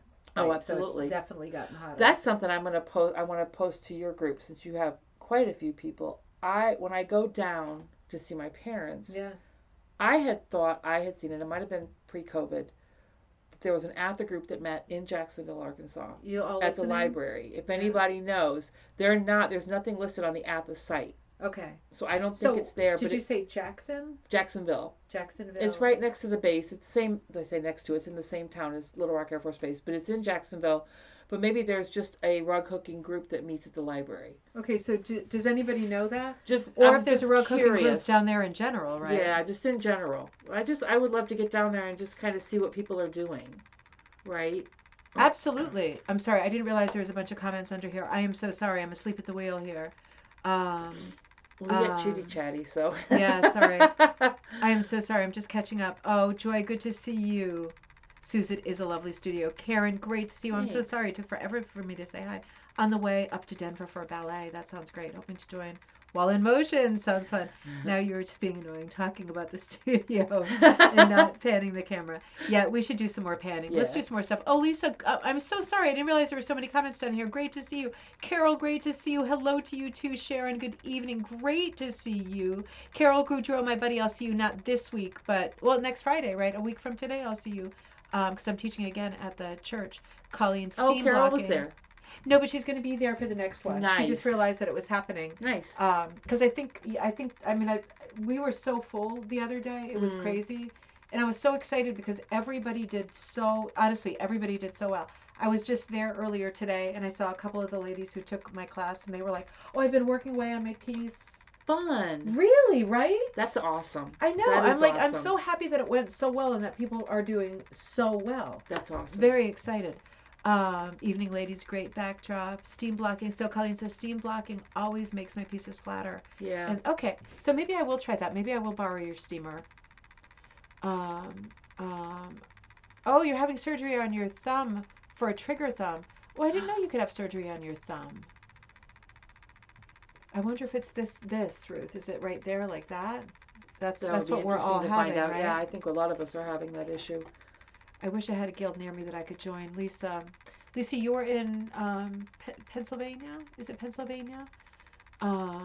Yeah, there are some really big gaps between the guilds, right? Oh, That's yeah, something absolutely. we talk about a lot. There is. Just I think distance-wise, just because when you look at these different states, people they're not going to drive 2 hours, 3 hours once a month to go to a meeting. Right. It would be great, but there is not price of gas, time, whatever. Fill in the blank. It's true. Yeah, Gail has the same in Australia. There's just not. We're not connecting the dots yet with having guilds all over the place. If you're a quilter or a knitter, you got no problems, right? Because there's plenty, and that's the thing. This is the Starbucks question. Like people say, like, oh, well, if there were like rug hooking stores all over the place, then they wouldn't survive. Yes, they would. Just like knitting stores, there's knitting stores all over the place. They all survive because more knitting stores makes more knitters. Right? There's more people knitting, and they all have to go shopping, and they're gonna, especially now with Joann's being gone. I know it, right? That was just it's shocking, it was so isn't it? fast. It was so fast. I don't think mine's closed yet, but it is closed. They are closing. All of them are closing. Okay, I'm gonna have to go check. I mean, I feel like a scavenger, like a. They're not going to have really great prices because they have a liquidator now that's doing all of their sales stuff. So the prices are not going to be great. Oh, that sucks. Oh, Melanie says her husband's favorite show is Maine Cabin Masters. Yay! That's classic so husband. I got to see that. That is so funny. I don't know how I missed all these comments. What the hell's wrong with me? That arrow was there and I didn't see it. We weren't looking. Okay. Yeah. Judy says, in knitting we talk about unventing techniques because there's nothing new under the sun. Exactly, but people arrive at the same techniques from so many different directions. That is so interesting, isn't it? It is. It really, and I honestly, if rug cooking could follow whatever template quilting did, I think that would probably be the best. Because quilting has just exploded. Absolutely it has exploded. And quilting is not cheap.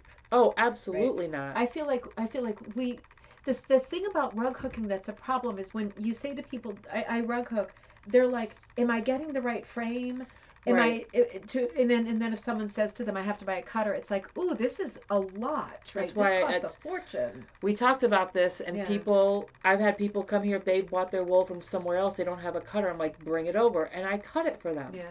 Because that's just that one extra step. My kits they're all cut. Yeah. Listen, if other rug cooking businesses, if you don't, I'm not saying it's good or bad. Yeah. I'm just saying that at some point you need to make it more accessible. I think it's bad when a rug cooking business will not cut your stuff up for you. Or they charge a ton of money. Or they charge you a ton to cut it. Yes, it's time. But there's also such a thing as goodwill. Right. I mean, you have to make it accessible. You're not. I mean, it's not like knitting where you get a skein of yarn and you have your knit and you're good. You're good to go. Or crocheting. Yeah. Even cross stitch. Yeah. You're good to go. Yeah, you just get your threads and your needle, you're good. Yeah. So I think that there needs to be ways to make it a little bit more accessible. Yeah, I agree. Yeah, absolutely. It is. We're not that accessible. That's the problem. That's why outreach is so important. We talk about this all the time too, because we always say how they're and there's no judgment, but there's different kinds of people who do rug hooking. There's a lot of gallery people who put on shows. And then they're showing it to that audience of people, and then you go to a gallery show like I did last weekend, and people are like, it's like they've never heard of it or conceived of it, and they're like, well, how do you cut it? Like, how do you? It's like, well, you could cut it with scissors, material. I mean, the questions that people ask, they have never heard of it. They can't fathom it. They can't picture what it looks like. They can't picture what the finished product looks like until you show it to them. Right. It's like, it is not mainstream. Oh, it's absolutely not. And when the first question I get is, you put those Oh my God. You put those loops in one by one. That must have taken some time. I I wish I had that kind of patience. Right. Well, that one drives me nuts. Oh, I'll write up a wall. I wish I had that kind of patience. It's like, I bet you spend a lot of time on your phone. Exactly. Right. So you probably do just sit still, like quite a bit. I'm guessing. Absolutely. You're on your phone, you're on the TV, you sit still. Mm-hmm. Kind of what we just sit still, but our hands are moving, right? Like we just made a choice on how to spend our time. Exactly. You're going to make a choice on how to spend. And if you listen, I'm all about a TikTok, and it will suck me right in. And I will look up, it'll be 2 hours later. Yeah. I have to actually put my phone away, like away from me. You got to put it away. Because it's such stupidness. Well, but I could see myself just being dragged right into it. Yeah. But you make a choice how to spend your time. And I'm not saying if you want to spend it, and if you work so hard and your weekend is TikTok and YouTube and whatever, fine. It's priorities too. Right. Like, you know, there is, I totally believe the expression, there is exactly enough time for everything that's important. Oh, right. If it's important to you, you will figure out how to make that hour in the day. You will figure it out. And if it's not that important to you, it will just fall by the wayside. And that's a choice. Yeah. We all have choices. Yeah. And it's not a bad choice to give up a hobby. I mean, if you're not feeling it, it's not doing anything for you, then it's a smart choice to give it up. Yep. Agreed. But I don't think it's a good reason to not get started, to say like, oh, that must I wouldn't have time. That must take forever. I don't have that kind of patience. Oh, I hate it when people say the same things. It drives me nuts. I know. And you have to be nice, right? Yeah, you have to be polite. Helen logged on from Canada. Great to see you, Helen. Happy Friday night. Oh, Karen was watching from the parking lot. She is so naughty. You better get in that ballet. Veronica, great to see you in Southern California. Great to see you. And Sue's very nice sentiment. Helen supporting Canada from Kansas. Absolutely. Yep. We are supporting Canada hugely as well. Yeah, we feel for you, empathize. Cannot believe how things shake out sometimes. But yeah, support. I love to see those flags. I like that, the way things shake out. Yeah. Yeah, can't control everything. Nope. Ruth says, our guild will cut wool for us. Well, that is really nice. Yeah. I mean, really, they should, shouldn't they? I think that that our guild, our president, she brings, she's electric beeline. Okay. I think, and you can cut wool there. I'm dying for one of those. But I think everybody there that has been hooking for so long, they have cutters. Yeah. Because I've offered to bring my AccuQuilt. I have the Go. Yeah. You know, electric. It goes much faster. And a Sizzix. But I think everybody pretty much has. Do you mean the one that does the wide strips with the rotary cutter? I have the Sizzix. It has the die. Yeah, no, not that one. I have. What the hell's the AccuQuilt? Oh, I bought this for myself. It usually is to cut quilt, like it has quilting dies, so you can cut out hexes or whatever. But it's electric. It's like the Sizzix, but it's bigger. It's electric. Does it look like a sewing machine? No. Okay. No. It's a die cut. Right. It's a die cutter. Okay. And I ordered a custom die, the number 8. Oh my god. And these hands, when I make kits, I have to cut so much. It's not any faster. Okay. It's easier on my hands. Okay. There's no cranking. I just feed it through and That's it comes out. That's a huge benefit. Oh, it was worth every penny. Oh my god. Yeah. Oh my god. I saw one of those electric beelines for sale, and I wrote to the person, and they never wrote back. So somebody must have bought it. Or it was a scammer. There was quite a few. Oh, Jiminy Cricket, really? It was a purple one too. So I died when I saw it because I have to get rid of some of the cutters that I have. The smaller ones. Yeah. Veronica, yes. All of Joanne's stores are closing. Yeah. It is unfortunate. It is super unfortunate. Because, I mean, I'm guilty too of browsing in there quite a bit. And I do too. Deciding to shop somewhere else.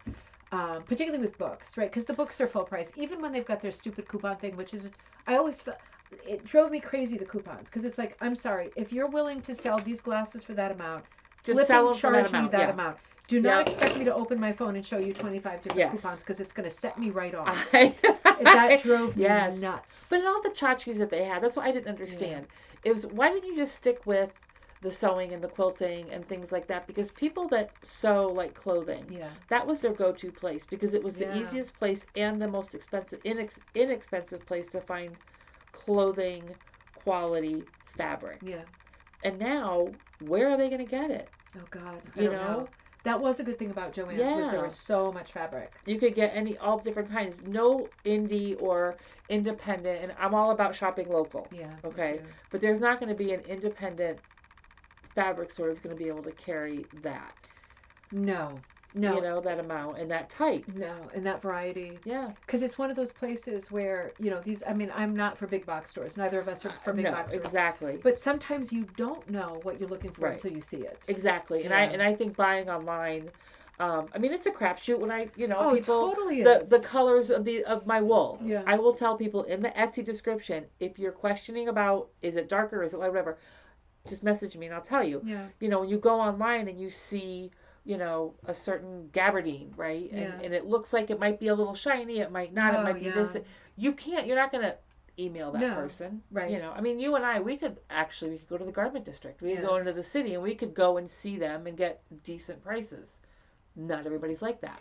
Isn't this so funny? There is something about this because yet nothing that you buy online looks like you thought when it arrives. Like there's so few things that do. Mm-hmm. I suppose it's the same. I'm very happy I'm not in the dating scene like online. Oh Lord, because no. it's the same with human beings too, isn't it? Anybody I know who like dates from online, they're like, did not look like the picture.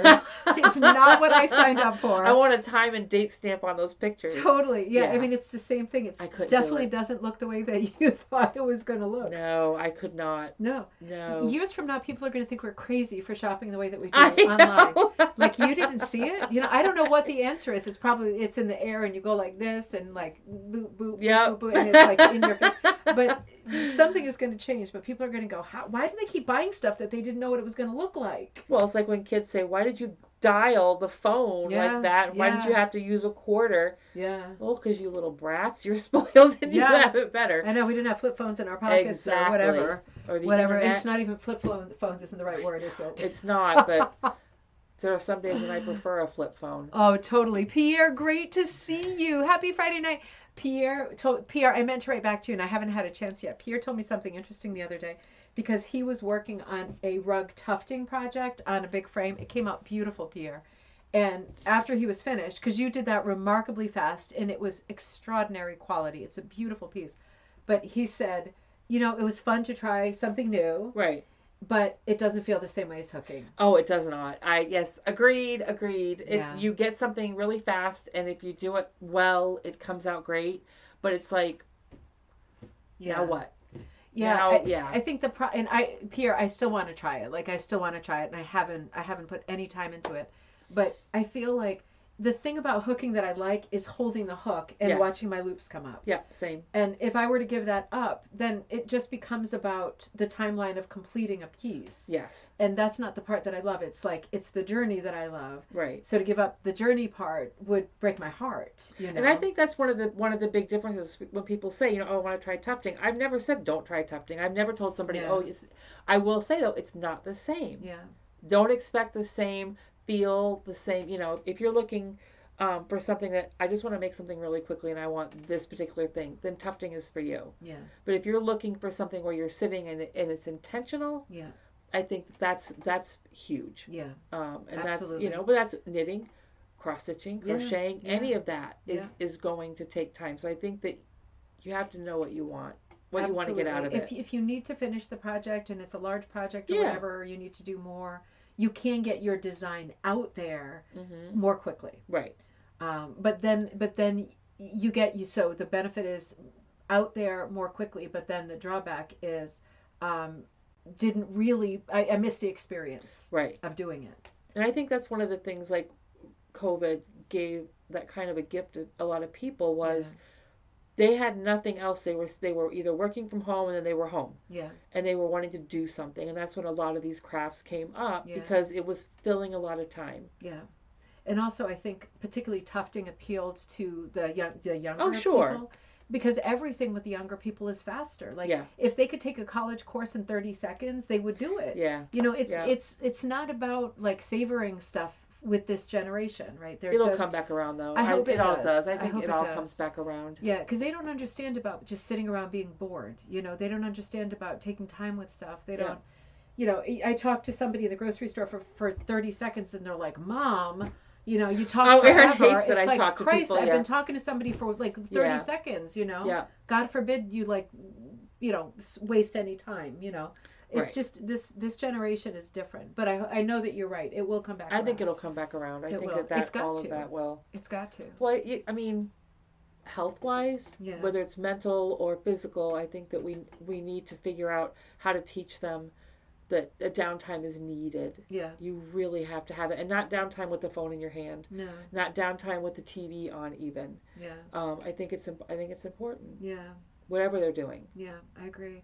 I like it when they go walking around the neighborhood or whatever, looking for stuff to do. But then I have to admit, then I think, are they going to be abducted? See, there's no winning. I'm trying to figure out. No But I don't winning. think my parents ever thought that. My mother was like, get out of the house. Yeah. Because honestly, and I can Don't remember come back this, until till it's the dark. till the Yeah. lights, Till till dimmer, the but we were on, now I have to preface this with we were living on base. Okay. Okay, and I think that there safe. is more of a safety zone. I mean, we were protected by men and women with guns and Yeah. big fences and stuff. But still bad things happened because Yeah. we were still in a neighborhood. Yeah. But we didn't have a phone. Well, they would call me and say, "Where are you?" Yeah. It was like when I said I'm going to go from point A to point B, there was 8.1, 8.2, 8 Yeah. point in between that. Um, oh yeah, it was on. Then when we lived off base, I was in high school, and we were running amok. Yeah. I mean, it was. Yeah, I'm Yeah. surprised. I'm honestly surprised that I'm kind of still alive. I know, some me days. too. Sorry, Mom. Me too. I know. Yeah. Mom, if you're on, Dad, Yeah, it's um, the way that life was. I mean, every free moment we had, we were on someone's roof. Like, I oh don't my know why. God, a Just roof. always, We always were on out in someone's the roof. we were out in fields with bonfires. That was the South. We didn't It have was so the many. South. Yeah, We were it's out more in of a fields or neighborhood. out in the woods, Yeah. telling ghost Well, that's stories, a dream. That's a scaring dream. people. But it was great fun. Yeah. It really was. Yeah. It was great fun. I'm glad that I didn't. Gosh, I don't even. We didn't have TV. We lived in Germany. We had TV, but it wasn't. Couldn't really understand a lot of it. No. Yeah, I know. Still, there's like 4. Well, in the Netherlands, there was like 4 channels when I left. Still. Yeah. Wow, that's I mean, amazing. you could probably get more, but they were all British channels, so they were like 4 BBC channels. Right. So it was great. Like every channel was great. It was well, hard to now choose. see, when Aaron he was over, he deployed or not deployed. He was on. He went over for like 8 months, and he was in England, and he was a crew chief. So. But he was there. He hated British TV. I'm like, you must have just been saturated. It'd be so great to be one. He's like, no, I hated British TV. I love it. I was like, love it. okay. All smart game shows, great yeah. mysteries. But he also wasn't a TV person. He graduated in '84, and Yeah. he was the same time. We were not. I take that back. He was because he used to come home from school and watch soap operas. I did not watch TV. I wasn't interested. I was always outside. Yeah.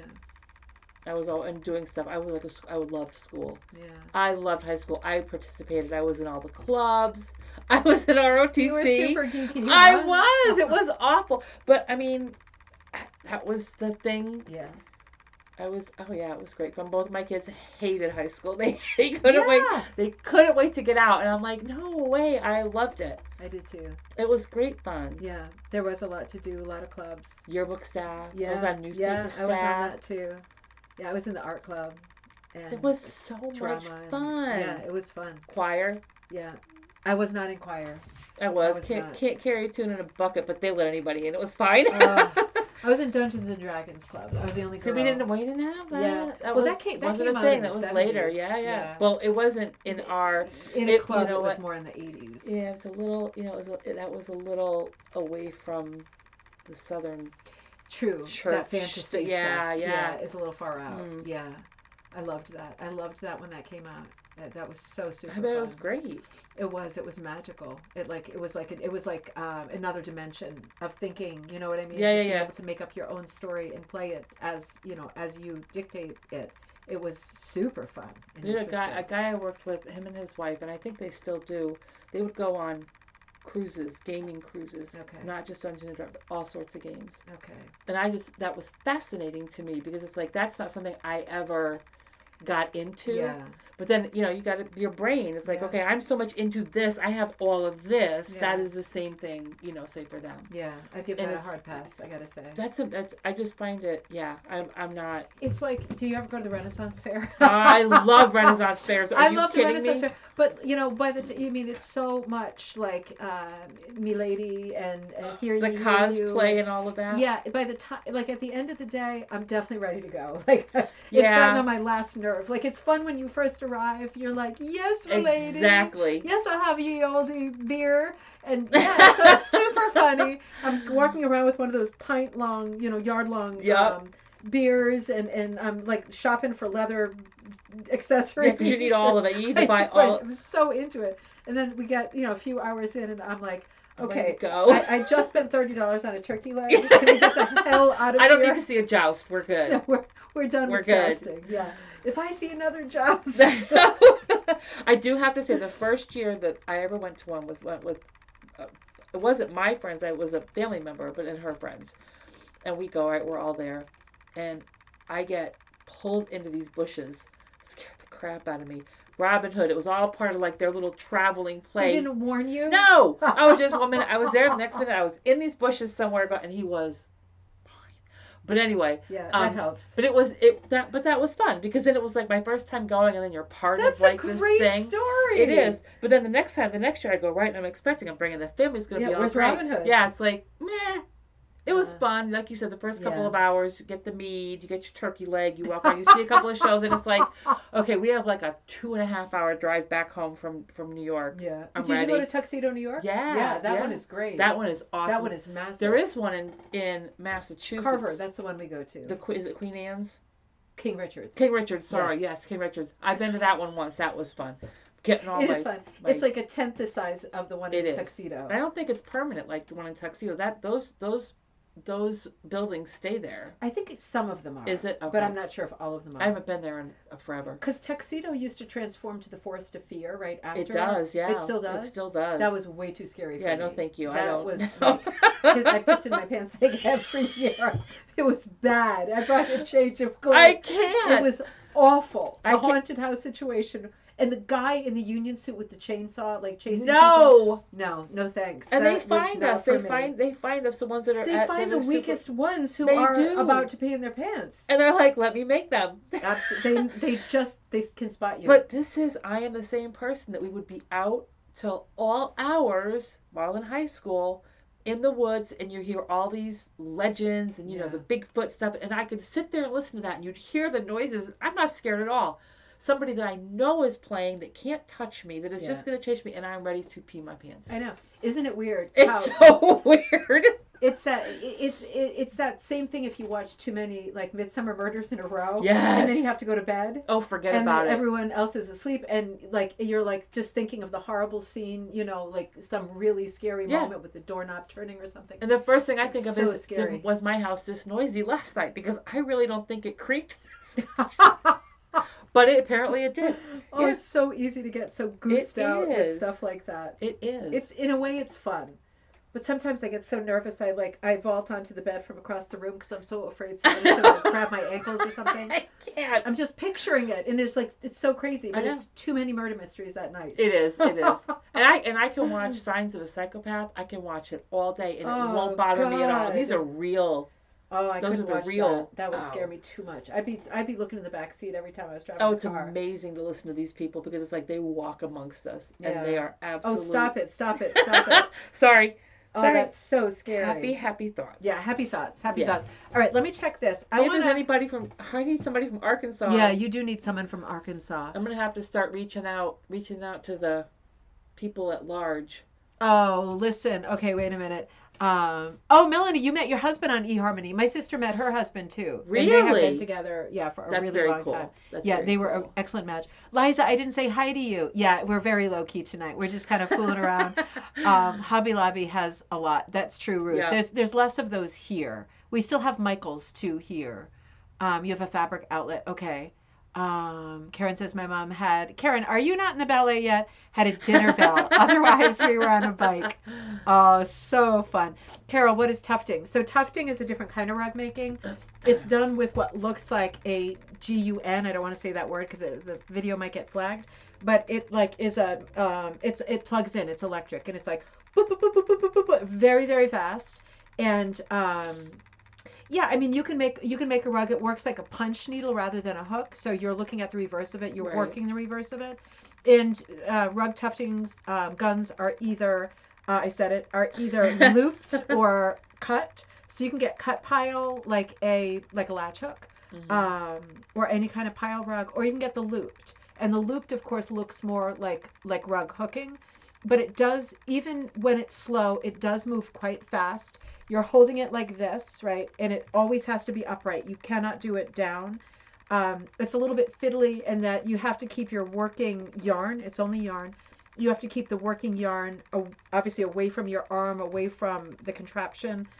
So it's on like a little eyelet that's not near you, so that it follows a kind of. It's almost like a sewing machine. Exactly. It's like a sewing machine. Yeah, the thread has to follow a route. It can't be tangled or it'll screw everything up. Of course, with anything punching, if it's screwing it up, you don't really know until you walk around it. And you're working. They're typically large scale rug tufting. It goes very fast. It works well. You could use wool, right? It would be a lot of wool, like it would be with anything else. They're on cones. The yarn is on these big cones. But you could cone up acrylic yarn. You could. Yes, you could. You could cone up anything. So it's just a faster form of rug making. There is one little white moth that is dying to come inside. He's been like circling ever since we started. Do you see him up there? He needs to stay out. He does need to stay. He's not a clothing one. He's not a clothing, but I don't need bugs in here. No, we don't need moths yet. It ain't summer yet. Oh, the mosquitoes were out earlier. Oh, stop it. Absolutely angry about that. Oh, I don't want to hear about that. I know. They drive me nuts. I know. But rug tufting is fun. It's fast, and it's not as immediate. It's not as tactile because it's fast. But if you're looking to get something done in a hurry, or you just want to do your background a different way and then transfer your image to the front, or do traditional punching, or transfer the image to the front so you can hook as well, there's a lot of ways that you can use rug tufting that makes sense. What's that? The Daniela tool? The Daniela, that one, egg beater. They call that tufting. And like the shuttle, yeah. they call that tufting. It's just not electric. Yeah. And that's basically what you're doing. Is you're just feeding that yarn into your backing. Yeah. I mean, tufting just refers to the pile on a rug. So anytime you're making something with pile, it might be referred to as tufting. But a tufting gun is very specific, and they're really popular right now. They are. They are. I've had people come into my booth and ask about it. And I'm like, I know. I had one couple come in. They wanted to do like a craft date.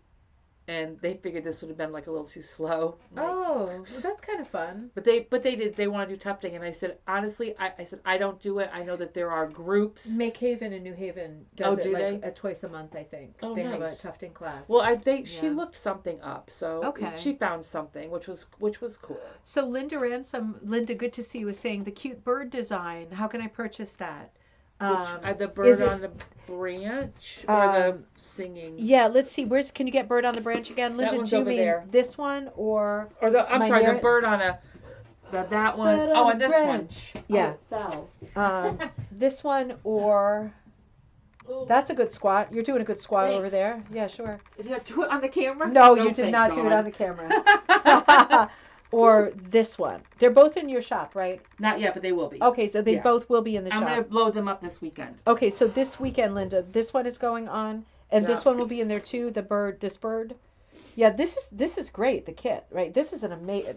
They're both great. Quick. They're both great. Quick. Yeah, super quick, but really beautiful. Nice primitive design. Nice. Has a good pen Dutch feel. All right, let me catch up here. Oh, Gayla, good to see you. Oh, Linda's from Arkansas. Where at? Okay, Linda. Give me the scoop. Second one. Okay, so the second one, that long, skinny one. With the I'll have that. I'll have them up at some Monday, Tuesday. I'll have all of them up there. Oh my God. Here, you talk to Linda. I'm gonna get my piece I'm working on because I already screwed it up. Here, well, I gotta let you through. Yeah, that's all right. Oh man, is that hummus gonna eat itself over there? No, it is not, and it's not hummus. I have two different kinds of cheeses. Oh, stop it! I know. I'm just gonna bring this over here. You made such a nice spread. Well, it's an excuse to buy these. I love them, and I don't typically buy them. So yeah. So okay, so you'll have to see what Linda's saying. I can't. Okay, let me see. My eyes don't work that far anymore. I got my glasses. But yeah. On. Let's see. Bird and flower, second one. Okay. Linda, tell Naomi where you're from. Yeah, definitely. She's wanting to know. That would be fun. Even when I go down, maybe we could do a little meetup if we have a bunch of Arkansas ho people, right? Yeah. All right, I screwed up my thing already, and I want some help.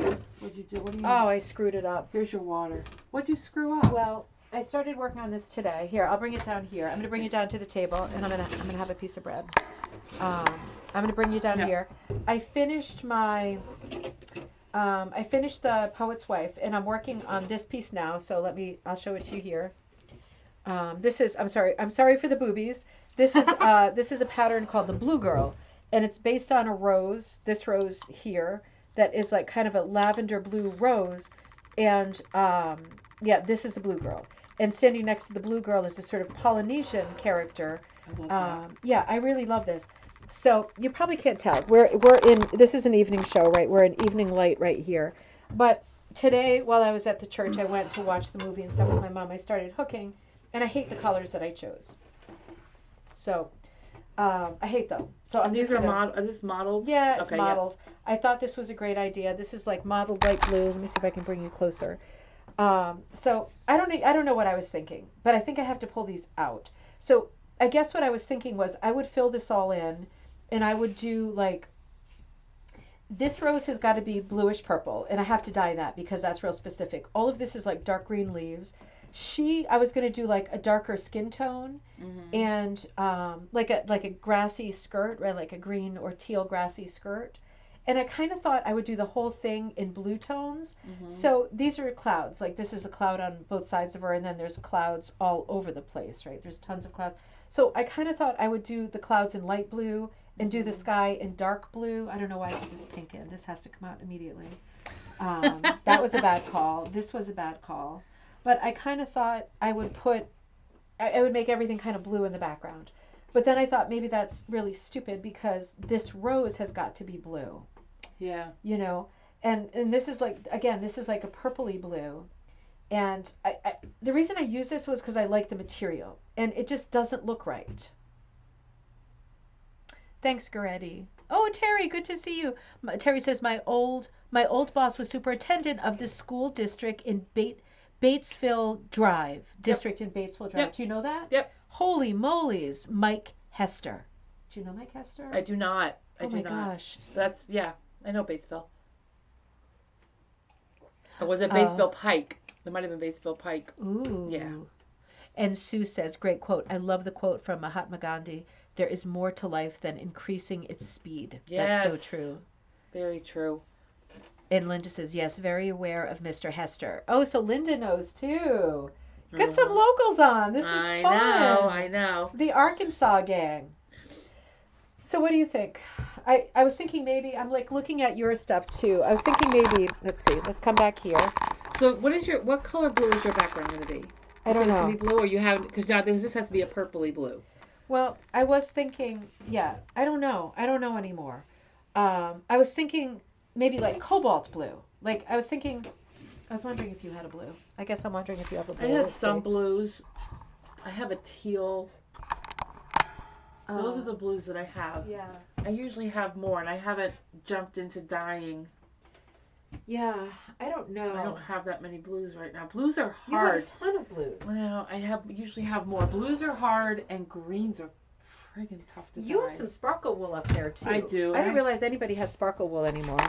We're up well. now. But this is the only sparkle wool I have. I actually had somebody request she had bought some from me at New England, and she needed more, and I'm like, I'm not buying sparkle wool anymore. This is sparkle wool. Sparkle wool comes from Door, and we overdye it, right? You overdye it. Yeah. Yeah. Here, let me show it because it might sparkle. It'll sparkle. It should sparkle a little bit. Can you see the sparkle at all? It's got some little glimmers of prettiness. This color set is beautiful. It's like kind of like a pine green, a celery. You know why? Sky blue. That glitter is a natural. It's not a stark white, and so it takes those dyes differently. Oh, I see. So there's like an undercolor for everything. Yeah. But yeah, it didn't. It was a big thing for a while, and then all of a sudden I couldn't give it away, so I quit ordering it. I don't know. I mean, maybe I should be doing the background in like a bright teal or something. You know, I feel like it needs to be. This is too dark. That's too dark. That's very piney. Yep. Let's see. Linda's in Topeka. Kansas, Linda? Judy says, what about more of a Polynesian sunset kind of vibe? That's what I wanted. That's what I wanted originally. I think that's what you were. Is that what you were trying to go with the clouds? Because it seems like they're a muted color. They're a muted version of that. Yes. Because kind of what. See, the thing is, I used yellow for These are my oopsies and my. Your oopsies. What's going on over there with the oopsies? She's got some oopsies over there. Let's see. I don't know, but that middle, this one is what I'm looking at. Wait really a minute. Peachy? Or no? Or too orange? I don't like it with that yellow. Never mind. Oops. I like them both. This is like yellow. Like this is bright. Oh, the green screen. The green screen is doing its thing. This is really bright yellows. It does that stupidness, and the green screen is off. I don't know why it does that. See, the thing is, I don't want to make it yellow and blue like a Van Gogh, right? I don't want it to be a Van Gogh. I want it to look more exotic. So I guess I want it to be. Do you want more muted yellow than the canary yellow? I don't like yellow. What about that color? Orange? And I'm not saying necessarily either one of those. I'm not saying necessarily those or buy those. What I'm saying is those colors, or you've got a lot of pinks up here. Yeah. Yeah. The very top. Yeah. I don't know. And you don't want any greens because there's a real. I love that. Well, I don't know if I want green. Because then I've also got. I love this color, and I don't know how I ended up dyeing so much of it. I love that color. Is that too light? That is. I love this color too. It's like mint green. I think it is too light. It's too light. I think I either have to go crazy. I love that color though. Brights. I think I have to go brights. Yeah, I do. I don't have brights. I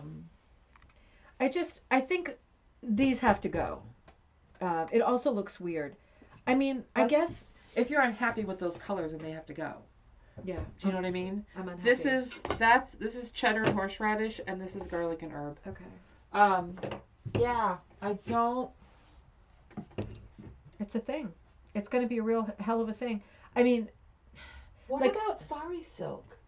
Ooh. Do you have any sari silk? I have a little bit, but I don't know where it is. I should have got some with Haley the other day. I have some. Uh-oh. Is this a Darwin Award container? Just at the top one. Okay. I struggled with this. The only reason I know. There we go. The main thing is that this thing has to be that blue violet, like the blue lavender, right? That's the only thing I know for sure is that rose has to be that lavender blue. Dilly dilly. So I do have some sari silk, and I use it to wrap up my packages, my wool when I send it out. Is it bright colors? I know they have it online. Purple. I could get some and dye some, of course. I should send you the link to the Etsy shop that I use. Hers is really inexpensive and it's beautiful. Victorian Gypsy something, I think is her name. I think I've shopped with her too. This horseradish is amazing. Yeah, is it? I'm gonna try some. That's what I'm wondering, because it sounds like that you're wanting to go shiny. That's the only reason I was thinking. Sorry. You know what I'm thinking now?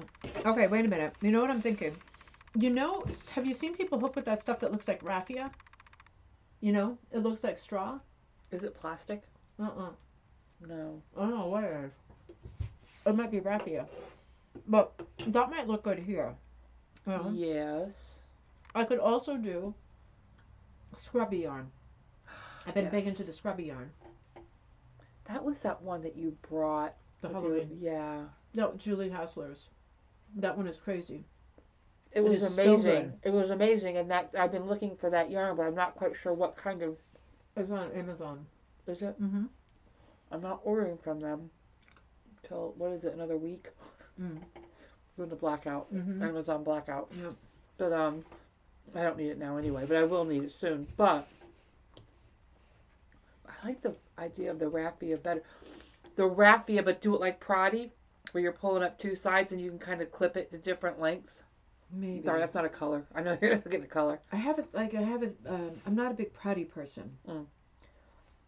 I just feel like I wish I could decide what color to make the background, because I know what color this is. Her skin tone can change. Her skirt could change. Like, what color should I do the background? We know that these are going to be green leaves, right? Because I wouldn't want to mess with that. If I could just choose the color for the... I'm taking this out. This is pissing me right off. I'm sorry. Now, do you want them... You want things to pop. Your background needs to kind of recede, right? I guess I thought that I would use all these textured blues. I should take these out, right? Because this is not going to work. If you don't like it, take them out. I don't see how it's going to work. I don't see how I can salvage them. So I'm going to have to take... I don't usually do this, right? And I don't usually do this. And beginners, I don't usually take stuff out, particularly when I've spent time on it. Uh-oh, this is really thick. Take it out from the bottom. Yeah. Take it out from underneath. All right. Yeah. So I just, this is all my work for today, and I wasted a ton of time. You didn't waste it. You didn't waste it. You just I don't. Well, I don't feel like it's a waste. Yeah. I feel like that it's just you're changing your mind. I'm changing my mind. And normally I say give it a hot minute and wait and see if you like it. But at the end of the day, I cannot use like dull colored mottled wool when I'm trying to make a high impact, really exotic looking piece. You know? See, I've got bright colors already stripped upstairs, but they're like Easter colors. I liken them to Easter colors. They're not like a Polynesian kind of, you know what I mean? Does that make sense? Totally. You know, maybe what I should do is do like kind of a green background, like a teal green background, or turquoise, maybe mixed turquoise and teal. Ooh. Because then I could do her skirt more of a lime green. Yeah. And she could be a dark skin tone. Yeah. And I like that. But then what would the sky and the clouds be? Okay, Sue says, how about hemp yarn? That's a good idea too. That's got that really natural It does. texture. No, it is a good idea. I like that idea. I think the scrubby is going to be too plasticky. I like the scrubby, but I'm afraid that the scrubby is going to look confusing because of like the high. I mean, it's looped. You know, you loop it, but it has so much presence. It's great mixed in with something. You know, maybe mixed in with it would be cool. Like maybe mixed in with the background, it would look like exotic, beachy, scrubby. Why couldn't it be the clouds? Because then it would have to be white, wouldn't it? I don't know if I want white scrubby in here. I think it might be too. I thought these were clouds. They're not white. No, they're not white. But are you gonna you decided to make them white? No, I don't want to make them white. But so then the scrubby you could, I don't know. I could do like pink clouds. Yeah. Yep. I just want to avoid orange, blue, and yellow because I just feel it's too Van Gogh in French, and I want it to be more like Polynesian. Yeah. I don't know. Maybe look up Polynesian art. Maybe you can pull some colors. Or from exotic, because there's a different rose pattern called Polynesian Punch. Rita did that one. Right. So I keep saying Polynesian, but what I really mean is exotic. I feel like there definitely needs to be some green in here. You know. This is really good. Did you open this one? Yeah, it's already open. So I'm wondering. Here. Thank you. See, I have to see all the colors You together. did not open this. This is full. But I cracked the seal. Oh, are you going to eat some? Yeah. Okay. I just had some of the cheddar. Okay. Yeah. Sorry, what were you saying? I have to see the colors, like, not hooked, but like laying together. I brought all that bag of colors, and I don't like any of them. Oh.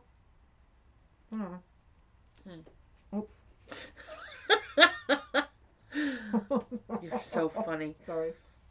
Yeah, I don't know. I do think that sari silk, and I would go online, like go on Etsy or whatever.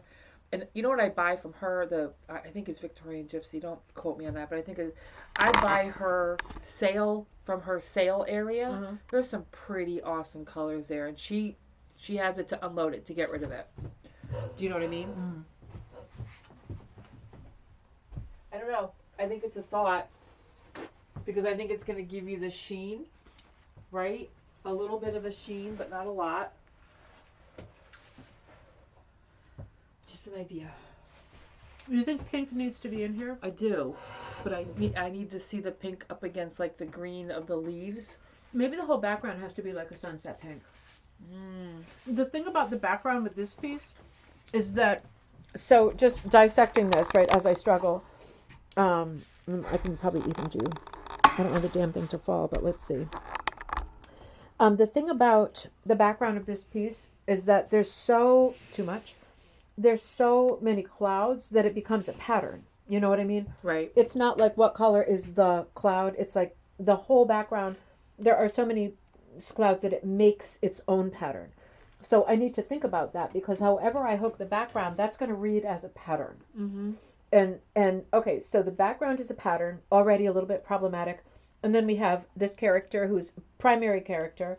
Secondary character is the face inside the actual flower, the blue girl. Right. And then this kind of Jack and the Beanstalk leaf stem that runs up. So this creates patterning too. Like the whole thing is patterning. That's why I thought maybe if I can keep the background like either all lights or all brights, then I can just pop these two motifs. You know what I mean? I agree. I think, but I wonder if doing a flat pink instead of anything that's like different shades.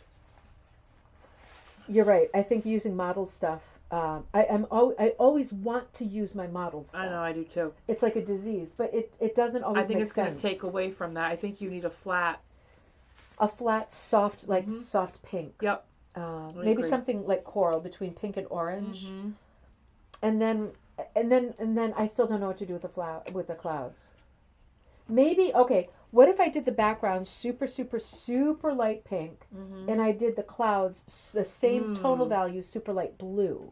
That would be very cool. So nothing is white, but they're the same tone. Yes. Like they're both whisper light. Yep. And it creates this soft background pattern. So then I could layer some dark skin tone. Yep. Really what color green is her hair grassy. going to be? I think it has to be black. I think so too. But if it's too much, then it ain't going to be black. Right. I mean, it could be purple. I'll have to see how it goes. Well, it would be, if it was purple, I would do it the same as this, so there was almost a relation. That's a personal preference. Yeah, do you know what I mean? Yeah. I think that's more of a personal thing. But I think dark black would be fine. I like the idea of the peach or the pink and the I like the blue. idea of this marrying to something. I don't know if it should marry to something that's right next to it, though. Oh, that's true, too. I think it might be confusing. Now, what about if I did the background in, like, light pink? Okay, just an idea. Mm-hmm. And what about for the clouds, instead of doing them all light blue, I did them in all the lightest possible shades of, like, whatever color. Like the lightest orange, the lightest yellow, you know what I mean? Yeah. Like all like ice cream color, but all of them were super subdued pastels. I like that. So that it's almost like a rainbow in the background. Yeah. And then if the clouds are different colors, then it's not such so a much pattern. as a pattern. Yeah, I kind of break it up. I like that. Okay, so if I do that, then it'll still be really colorful. But then the things that will really stand out are her textured skirt. I love the idea of doing sari or hemp. Or yes. And as luck has it, I have neither of those things handy. Do you have eyelash or what is it called? Eyelash yarn? Do I have eyelash yarn? Yes. You are talking to the queen of the eyelash yarn. I never have an instance to use it. I'm just saying but it may be too wavy. Do you know what I mean? It may be too. I'm going to break your chair if I eat one more piece of bread. Eat as much bread as you. I brought this for us, so we're good. Yeah, thank you. Yeah, that chair's probably going to the burn. Eyelash yarn isn't 5-second rule. The eyelash yarn isn't that different than the scrubby. In fact, the eyelash yarn is a bit. Oh, yeah. Sorry. Did it again. That's okay. Eyelash yarn is even wilder than the scrubby. That's true too. Yeah, I ordered a little bit of it. What if I did? Okay, I'm kind of obsessed with the scrubby. What if I did? No, I don't want to do scrubbies on this unless it's her skirt. But I think it'd be better if her skirt wasn't scrubby and it was a bit more textured. So I like the idea of the hemp or the sari ribbon. I do too. And I really like the hemp idea. The hemp idea is very cool. That's a good idea. I never even thought. And you know what I have to say though is when you shop for fiber like that for doing like different things, Joann's was never going to cut it. Michael's is not going to cut it. Neither Hobby Lobby. That's when you have to go to your independent stores. Mm-hmm. Your sheep and wool festivals, your fiber shows, any of that. That's where you're going to find your really cool, out of the box kind of thing. Or when you're being naughty and you're laying in bed and it's 1:15 and you're still on your phone looking at, like, you know. Why are you going to call me out like that? Why do you have to call me out like that? We all know that scenario. Uh-huh. Once I start looking at material on my phone at bedtime, that is the most slippery slope. Mm-hmm. And then I think, let me just look at one more thing. I just had one more idea. Let me look at one more thing. It's never one more thing. It's never one more thing. And then it's like 4 hours of sleep. Listen, I'm a menopausal sleeper. Like 2 hours and I'm awake. 2 hours and I'm awake. Me too. I hate it. I'm so sick of it. I am too. I'm going to see my doctor. I'm going to say, listen, you got to fix this. I don't care what it is. How is he going to fix that? I don't know. But the last thing I've got, I can't take melatonin. I can't.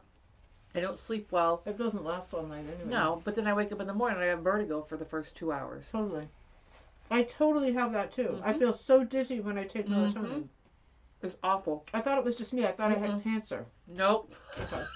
I mean, how do you jump from not sleeping to cancer? I always think I either have diabetes or cancer. I always think of. Always. No. You're dopamine. Dopamine mining at That's so true. Dopamine mining at 2 a.m. when you're looking. It is. It's exactly what it is. That's totally what it is. See, now we're not doom scrolling. Mm-mm. We're dopamine mining. That's another rug. Dang. Okay, I've got it. I think you just normalized this behavior. Soon. Yes, but here's what we need to do. I think we need to have a menopausal woman rug show. That's your next book. Oh my God. That's your next book. That is totally yours. You have to do that. Oh my God, that would be amazing. That would be, I think a lot of people would be able to relate to a lot it could be a bunch of mixed media stuff in there too. Yeah. Oh, totally. And those moments where you have no patience and you snap at someone in a crazy, unprovoked way. Or when you're, getting ready to do your hair. And you do this, right? You're wringing it out, and all of a sudden you get a handful of hair. And it looks like a wig. Yes. Like a separate wig. It's like, what the hell? Or, when I'm cleaning out the tub. Oh my God, it's awful. It's awful. I love pulling hair out of the drain. Is that gross? I do too. Yeah, I love it. It's so gross. I love it. I feel it's so satisfying. It's like, well, now that's not stuck in there anymore. It's out of there. I can't. I got it right out of there. Look at that. Water's going to drain now, darn it. You ever see those videos when they do, like when the guys are outside and they're like pulling like tree roots? That's how I feel, but it's just a little bit smaller. Oh my God, that is so true. That is so true. I can't even go near Teddy because he's like getting pimples on his back now. Like, Teddy, are you sure you want those pimples? And he's like, do not touch me. Listen, do not touch me. My Mom, if you're on, I'm telling on you. Oh, it was bad. I had the worst back acne ever. Yeah, I figure I can see it. Let me deal with it. Oh yeah, my mom would be like, come lay over here. I'm like, no, I'm not. And then my sister who did it, so gross. She would like soft tickle her back and be all nice, and mine, she's like, oh, I'm gonna get these. Oh. Yes, but my mother loves me, so at least it's an easy fix, right? Oh yeah. But yeah, let me tell you, menopausal book. I think I need to work on that. I think that's a great idea. Oh, Rita, you are on. Rita, your hair's growing in black. That was so funny. Rita posted a video and she said, well, what the hell's going on here? Like all her white hair is like some of it's turned black again. It's growing in black. How does that work? I don't know. It's like Benjamin Button times. Yeah, right? Because mine is not. I got grays and I'm afraid to go get my hair trimmed because every time I get it trimmed, you can see more grays. But she has not been dyeing her hair. You have not been dyeing your hair. No. This is the actual color. My hair would be like Snow White. I have had gray hair for 15 years. No, mine just started recently. I used to dye my hair, but I had it rainbow. It was great fun. Oh. It was fun. But you had to bleach it first. Yeah, and it was horrible on my hair, and it was expensive. Oh yeah. I did it for a while, and then it's fun though. Yeah, it was. I did it for a little while, but yeah, no, I don't color my hair. But I got the grays. It's all coming in here. Glitter strands. Yeah. Yeah. Could you imagine? Glitter strands. Yeah, that's what they are. Oh man, what were we talking about before that massive detour? I don't know. Oh, it's super late too. What? I know. The colors. Have you decided? You all got me a lot closer. I really want to decide because I don't want to be thinking about this when I get into bed tonight. I really want to do. I really want to look at my books, poetry, and go to sleep. So, yeah, I think I like some of the ideas that we said. I think I am going to do. You're going to see this because I'll be working on it over the weekend. I think I am going to do the background in pastels. Yeah. I think that makes a lot of sense. Yeah. I mean, but light. Okay, but I'm just putting this out there. But either super light background, right, and then the rest of it kind of is literal, or alternately, I'm pulling the rug out right now. Okay. Really dark background, like dark blue and black, or dark blue clouds with dark purple. Oh, but don't forget it'll clash with your rose. Remember, your rose is gonna be. You said your rose is gonna be. The rose is this crazy light blue color. Really, it's. Oh, I thought it was. Why was I thinking it was gonna be a? It's got purple tips to it. Like it's impossible to describe. I have to dye it because I don't even have this color. Okay. It's like a weird purpley blue that's still blue, but the edges of it are really light purple. Okay. It's a beautiful rose. It's called. You can look it up. It's called the Blue Girl. It's a very unusual looking rose. So that's bright no matter what. Oh, okay. Okay. Because for some reason in my head I was thinking it was going to be like this velvety deep. No. So, okay. I All just right. did velvet on this last one, so I'll probably take a break on the velvet. Yeah. I like the idea of the sari stuff. I just don't like the idea of ordering stuff. I mean, I do like the idea of ordering stuff. It's just I have so much stuff. No, really? Yeah, a little bit. A little bit. I like it. I like that idea. Do you like it as a moonlight? I like it, yeah. Oh, yeah. Yeah, that's the thing. Oh, yeah. I know it, right? I think yes. If I do it moonlight, then the clouds are going to have to be dark too, because I'm not going to want white clouds. Oh, right? no.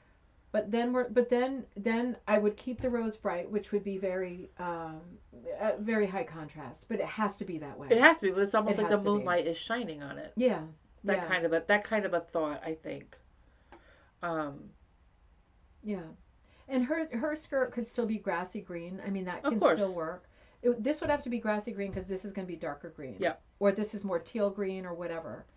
But I mean, maybe I should do like an inky black color. I'm kind of thinking Damn that clouds might be. are still a problem. But Well, but could the clouds? could the clouds be like purple and turquoise and cobalt, and the background be dark, dark, dark navy? Or is that too confusing? I think it would be fine. Just remember, you're wanting to avoid that pattern look to the clouds. Right. Right? Yes. Totally. But then again, clouds, it's not like they're up there in the sky looking 15 different ways. They're going to be patterned. Yeah. I guess. One more idea. What if the background is like purples? What kind of purple? Dark purple? No. Like smoky, medium, heathery purple. Like. Is that's not going to be too diffused next to your No, bright I think I colors, have is it. I think I have it. Where's my bag? Can you grab this one right here? This one? Yeah. Here, I'll show you. As long as it's not going to be too muted to go next to. Do you know what I mean? Yeah. I mean, one thing I can outline, right? We can Right. always like go to outlining. So I have this. It's hard to see because it's nighttime, but I have that purple. I have this nice purple. Ooh, That's a nice purple, right? that's really pretty. This one is more pinky, and these are all ones I got from Haley. And then there's this one that's kind of in the middle. She's a freaking dye master. I know. I swear. I love her colors. She does. Did you see the face that she's doing? She's doing her own. She's doing her own face. She's doing her own face, and what did she call it? The fruit something. I have to look it up because it's coming out great. What did she call it? All right, Haley, I'm telling on you. Let me find it. Hold on. Here she is. So here it is. Oh shoot! Come on, come back up. So this is the beginning of my hooked rug self-portrait. Been lovingly calling fruit face because of the wacky fruity colors. Oh my God, fruit face! Isn't that great? Yeah, she's doing color substitutions. I love it. Is that showing up on there? I think so. Yep. Fruit face. Oh, I love fruit face. If you guys want to check out, it's Loop by Loop on Facebook and Instagram. But but her colors are stunning. Absolutely stunning. She's great with colors. She's great. Yeah. She's great in general. I just love her. She is. I know. We got a good group. We got a good group. I know. Yeah, we are tight. I really like this color. I do too. Do you think I can make these work, or just this is what I do, right? I add a million colors and I screw it up. I wouldn't do the top one, but I like the middle one. Okay. The top one is almost too muted. Yeah, this is You know what I really mean? light. That's really. Yeah, but I like those two. I two do together. too. I could also do. So this is Haley, so I could ask her for more. Yeah. This is like a one of a kind, but I mean, I She could could make get something some close. similar. Yeah. What if I used this dark one with the blues and the purples to kind of to make a glow, like in the center, and then when I ran out, I would do like just darker, like around the edges. Yeah. Okay. So then what color? Absolutely. Then can this be the cloud? No, maybe this can be the cloud, because it's not that different. Yeah, I think it could. Do you think I have enough here to do the clouds? How many? These are, and what are they? Number 8s or 6s? What are you doing? Probably 5. I mean, I can do number 8s. Maybe. It's right on the edge, huh? Yeah. Maybe. Yeah. I think that, you're though. playing wool chicken with that. I'm totally playing wool chicken. But why couldn't you bust out if you cut this? Yeah. And you could then go choose your strips. Yes. Choose I your could, strips. because some of them go are with it. similar. Yeah. Okay, that's a good call. and this, like, some of it's more washy. But don't cut it until you know you're going to run out. I could also do like this is getting really complicated, like square peg, circle hole. But I could also do, for example, if this is in the background, like here, as far as I can get, right? Yeah. And then I will run out, and I'll have to go to like the dark purple or a darker blue around the edge. So it'll be like there's almost like a Hollywood spotlight in the center. And then I could do the same thing with the clouds, like the most central cloud, or with the, I always do this, or with the clouds. If I want to use this up first, I could say like top to bottom. You know how like clouds at the sunset look different? Yep. I could do this color for as long as I could get, and then they could be slightly more colorful as I get to the bottom. Yes. Would that be okay? Yes, I think so. I think I might like that. I think so. All I really want to do, by the time I get home, it'll be an hour from now. I just want to cut up my dang wool and sit and watch another episode of High Potential. And just hook. I love that for 15. So it's so good, right? It's so good. I just want to hook for like 15 minutes before I actually fall asleep in my chair with a hook in my hand, like Grandma Moses style. So no, you gotta find main cabin masters, and you gotta see watch, not when you're tired. No. Like tomorrow or whatever. No.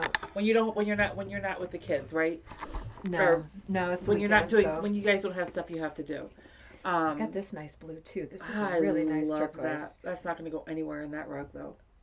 Maybe a little bit in her skirt with the green. Depends on what shade green. Yeah, you're right. I don't like that with any part of that purple. And again, this is you don't like that with the purple? No. Yeah. It's definitely But see, bright. now you were an 80s, 90s kid when you dressed, and I would not have worn any. Oh, man. I was a walking swatch watch. Were you really? I had a swatch watch. Totally mine was like army green. What? I kid that you. That defeats the purpose of having a swatch watch. That's an any watch. That's a watch. No, mine was like an army green. But now you see, I have a purple door. Front door. Yeah, you're busting it out now. Yeah. I am. I didn't tell you. Okay, so we need a new mailbox, right? Yeah. And so, poor Aaron. Again, you guys feel sorry for Aaron because this poor man has to live with me. So, I have been reading all these different folklore kind of stories, right? Yeah. And I was reading about Baba Yaga. Oh, yeah. I want Baba Yaga's house as my... Oh, that's a great idea. Yeah. And okay. Like it's a natural house that looks like it's on woodsy. Chicken legs. Baba Yaga, if anybody doesn't know Slavic folklore, she's a witch out of Slavic folklore. And depending on who you talk to, she's either a bad witch or a good witch, right? I tend to believe the good witch because she protects children and all that good stuff.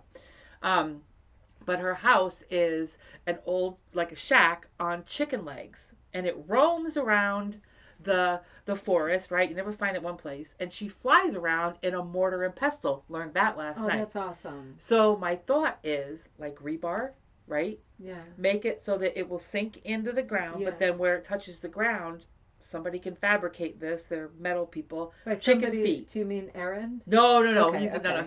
This is not. This is welding and stuff. Okay. But chicken feet that will be on the ground. I'll paint it, and then I just need someone that can fabricate somehow around a mailbox her house. Well, could you do it like with chicken wire? I don't know. Okay. This is all brand new. Yeah. And Aaron said, I don't care whatever you want, just figure it out because we need a new mailbox. I think that's an awesome idea. I'm totally going to do it. I remember we did like a Dungeons and Dragons campaign, but it was revolved around the Baba Yaga story. Yes. It was years ago. Yep. But yeah, I loved it. Loved that reading. Was magical. Reading about her and stuff is amazing. Yeah. So now the pizza guy will always be able to find our house. Yeah, by the chicken legs. Yes. At the sign of the chicken legs. Exactly. So anyway, sorry. I love that idea. I veered off. Is there like a long paragraph there, or is that something you already read? Yeah, no. Okay, let's see. Oh, Diane, great to see you. Terry F says, I'm in Salina. You know where that is too? All right. Yep. Got a lot of buddies out there. All right, so we're going to have to log off in a minute. It's getting late, man. I know. Oh, Rita says, check your email. I sent you a photo of my Polynesian punch. Oh, amazing. But I still have to bind, label, and do the write-up for your Rose's Tales. No rush. You have tons and tons of time. No rush at all. Thank you, Rita. I can't wait to see it. It's going to be good. Polynesian punch. Fun. Yeah, I was going to say I'll take it out on the phone right now, but I'll show it when I can show it as a slide because it's probably better quality, Yeah. right? Oh, absolutely. Yeah. Yeah. Can't wait to see it. I can't wait to see it. Yeah, I have a few more roses to do myself. This was the only other one I hadn't started. Yeah. So it just panics me. I have progress with all of the others, but this one I didn't have any progress with.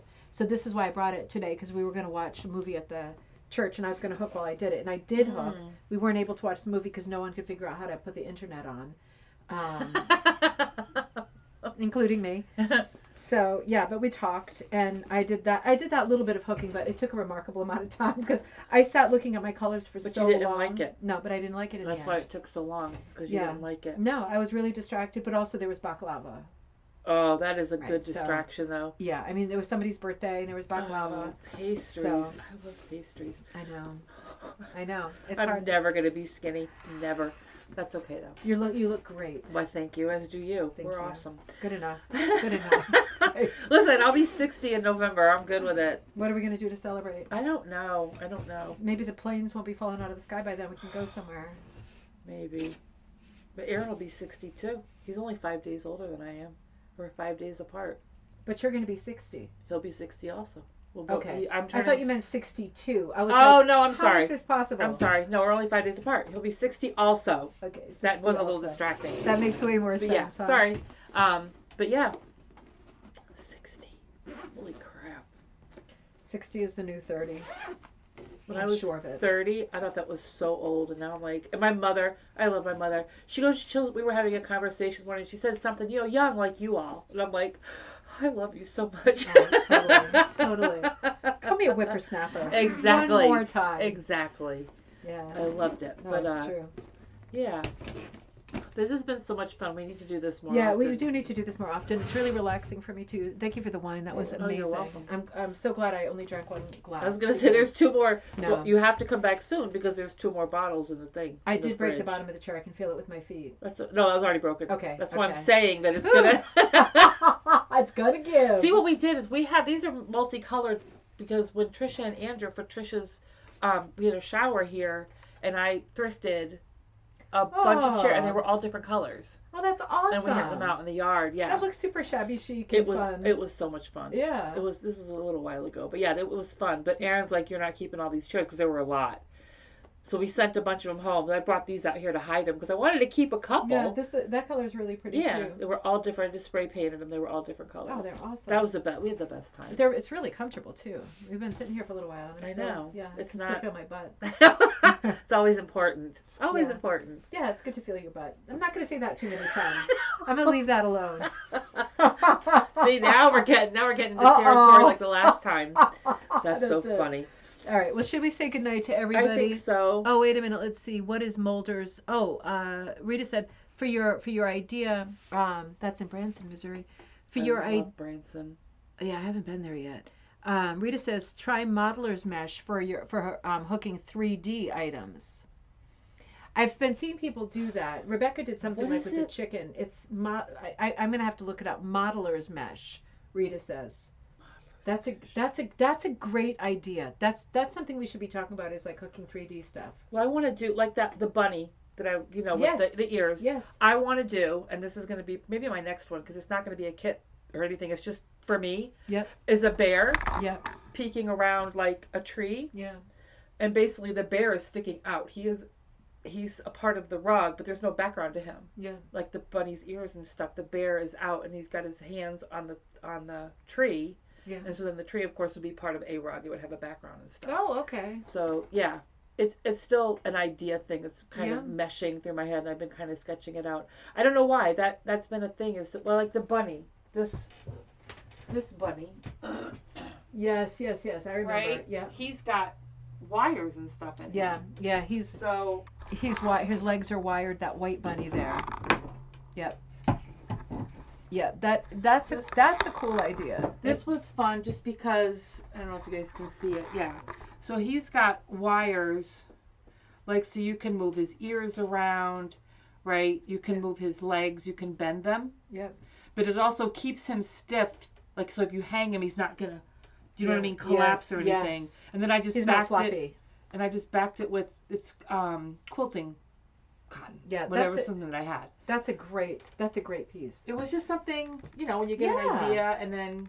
Yeah, I mean the thing with odd shaped pieces, especially like slim pieces, that they get all floppy and they don't look good. That's the whole thing. Droop. Even if you don't want to move him around, that wire, you could use chopsticks. Yeah, yeah. Anything that you had. I just happen to have wires from making my trees. Oh, right. So your feather trees. Yeah. Yeah. And April said, April says, what's modeler's mesh? Is it pliable? Yeah, to hold the shape well. KG was first time. Oh, good to see you. First time popping in for this, and it's great hearing the planning of the colors. Thank you so much. Also, good luck with the Baba Yaga mailbox. Thanks. Chicken leg times. Yeah, as soon as I get it done, I'm posting pictures. I'm so excited about this stupid mailbox. I think we are all excited for this mailbox. I think I know who's not excited for this mailbox. Yeah. No, Aaron, he honestly doesn't care. He just said, "I'll just get so sweet. Get it here." He's so sweet. He's a good guy. All right. I think everyone's still commenting. You all are good sports. We've been fooling around a lot tonight. Judy says, "Does the butterfly have wires as well? The butterfly next to it." No, but the butterfly. So happy somebody saw my butterfly. Yeah, that butterfly. It should have wires or something in it. That's a great spring piece because it does flop. But it's also it's actually two butterflies. This is cool, Judy. And I know there's a way to hook things, different on each side. Yeah. But it's basically two butterflies that I just did. I bound them together. Yep. So there is such a thing as two-sided hooking, but this is not it. This is two patterns, it's two and then pieces if you put can together, see, which makes a lot of sense. I just bound them like you would bind a regular rug. Yeah, with whip stitching. Yeah. It's yeah. And you know what? Just go online, find you a simple outline of a butterfly, and then just do whatever you want. I just wanted a Christmas and a fall. Yeah. But super easy. And then these little rings. I think they're little like sewing vintage rings. Yeah. Super easy. Super but easy this to is find. fun. Yeah. Yeah. That's another great piece. Another this was fun to do. Yeah. Yeah, she does so much different work. You do like different shapes, different borders, different characters. I get bored. Proddy, three-dimensional. Yeah. Thank you. Yeah. I get bored. Yeah. I mean, I love what I do. I just get bored doing the same thing over and over again. Totally. Yeah. So Pinterest can be your friend. It can also be a time suck. Just remember that. Yeah, that's the dopamine. The dopamine. Yes, scrolling. Oh my God. Yeah. It is the worst. True. Well, we'll definitely come back and do this again soon. This is a lot of fun. And as time goes on, as we get into summer, right? Some of your buddies, where am I? Here I am. Wanted to come tonight. Yeah. But we just didn't plan it quick enough. It would be fun to have some buddies over. I think it would be. We could have, like I was saying, the doors could be open, put the tent up. Yeah. I have an outdoor carpet we can put down, and people can just come out and hook and chat. That would be really fun. I think that would be fun. Is there a way to do 2 cameras on this or no? There is. There is a way to do 2 cameras. I have a camera. Yep, we can definitely set up because we've done 2 people before. The question, we'll have to test it. The question will be, will it make an echo or do something unpredictable? True. But if it doesn't, but you can probably turn the volume off on one. Yeah. That could be really cool. There's all kinds of things this program can do, but look how complicated it is. I mean, I know. I'm amazed that I can, use it. All right, sounds great. I think everyone's tired. Yeah. Hey, listen, everybody. Thanks for being with us tonight. It was a lot of fun just being together, talking about projects. Yeah, absolutely. Talking about what's coming up. There's lots of stuff coming up. 'Tis the season, right? All of the dates that you gave us. It was fun hearing about your book project too. I'm excited about it. That. Yeah. I just can't wait to see this. It's going to be fun. Yeah, it is. It's a great project, and she's got some great patterns going. So I will see you on Monday. I forgot what I'm going to do. I might be returning to our conversation on dyes, vintage dye techniques and dye colors, and I might even dye some swatch sets over the weekend. We'll see how it goes. I know tomorrow is a blowout because we're taking Papa out for his birthday. It's tomorrow. Oh, nice. Yeah. Nice. So yeah, we'll see what time we get back. We're going to Mohegan Sun, which is like for the convention, the gaming thing. Yeah. Yeah. As soon as you walk through the door, it's like you lose years of your life. It's like. No, I lose money because I'm a very bad gambler. Yeah, we can't take the kids, in those places. Yeah, so, well, that's good though. To keep, it's good. Yeah, It's good. Nice. So I'll do my best. I'm working on some orders this weekend, but I'll be back with you on Monday for sure. I will look forward to seeing everybody. If you have any questions for me between now and then, ribboncandyhooking@gmail.com. Be working on your Magpie stuff for the next issue and the issue after. And have a great weekend, everybody. It was great being with you. We'll see you soon. Oh, Sharon says, I'm going to dye with egg color this weekend.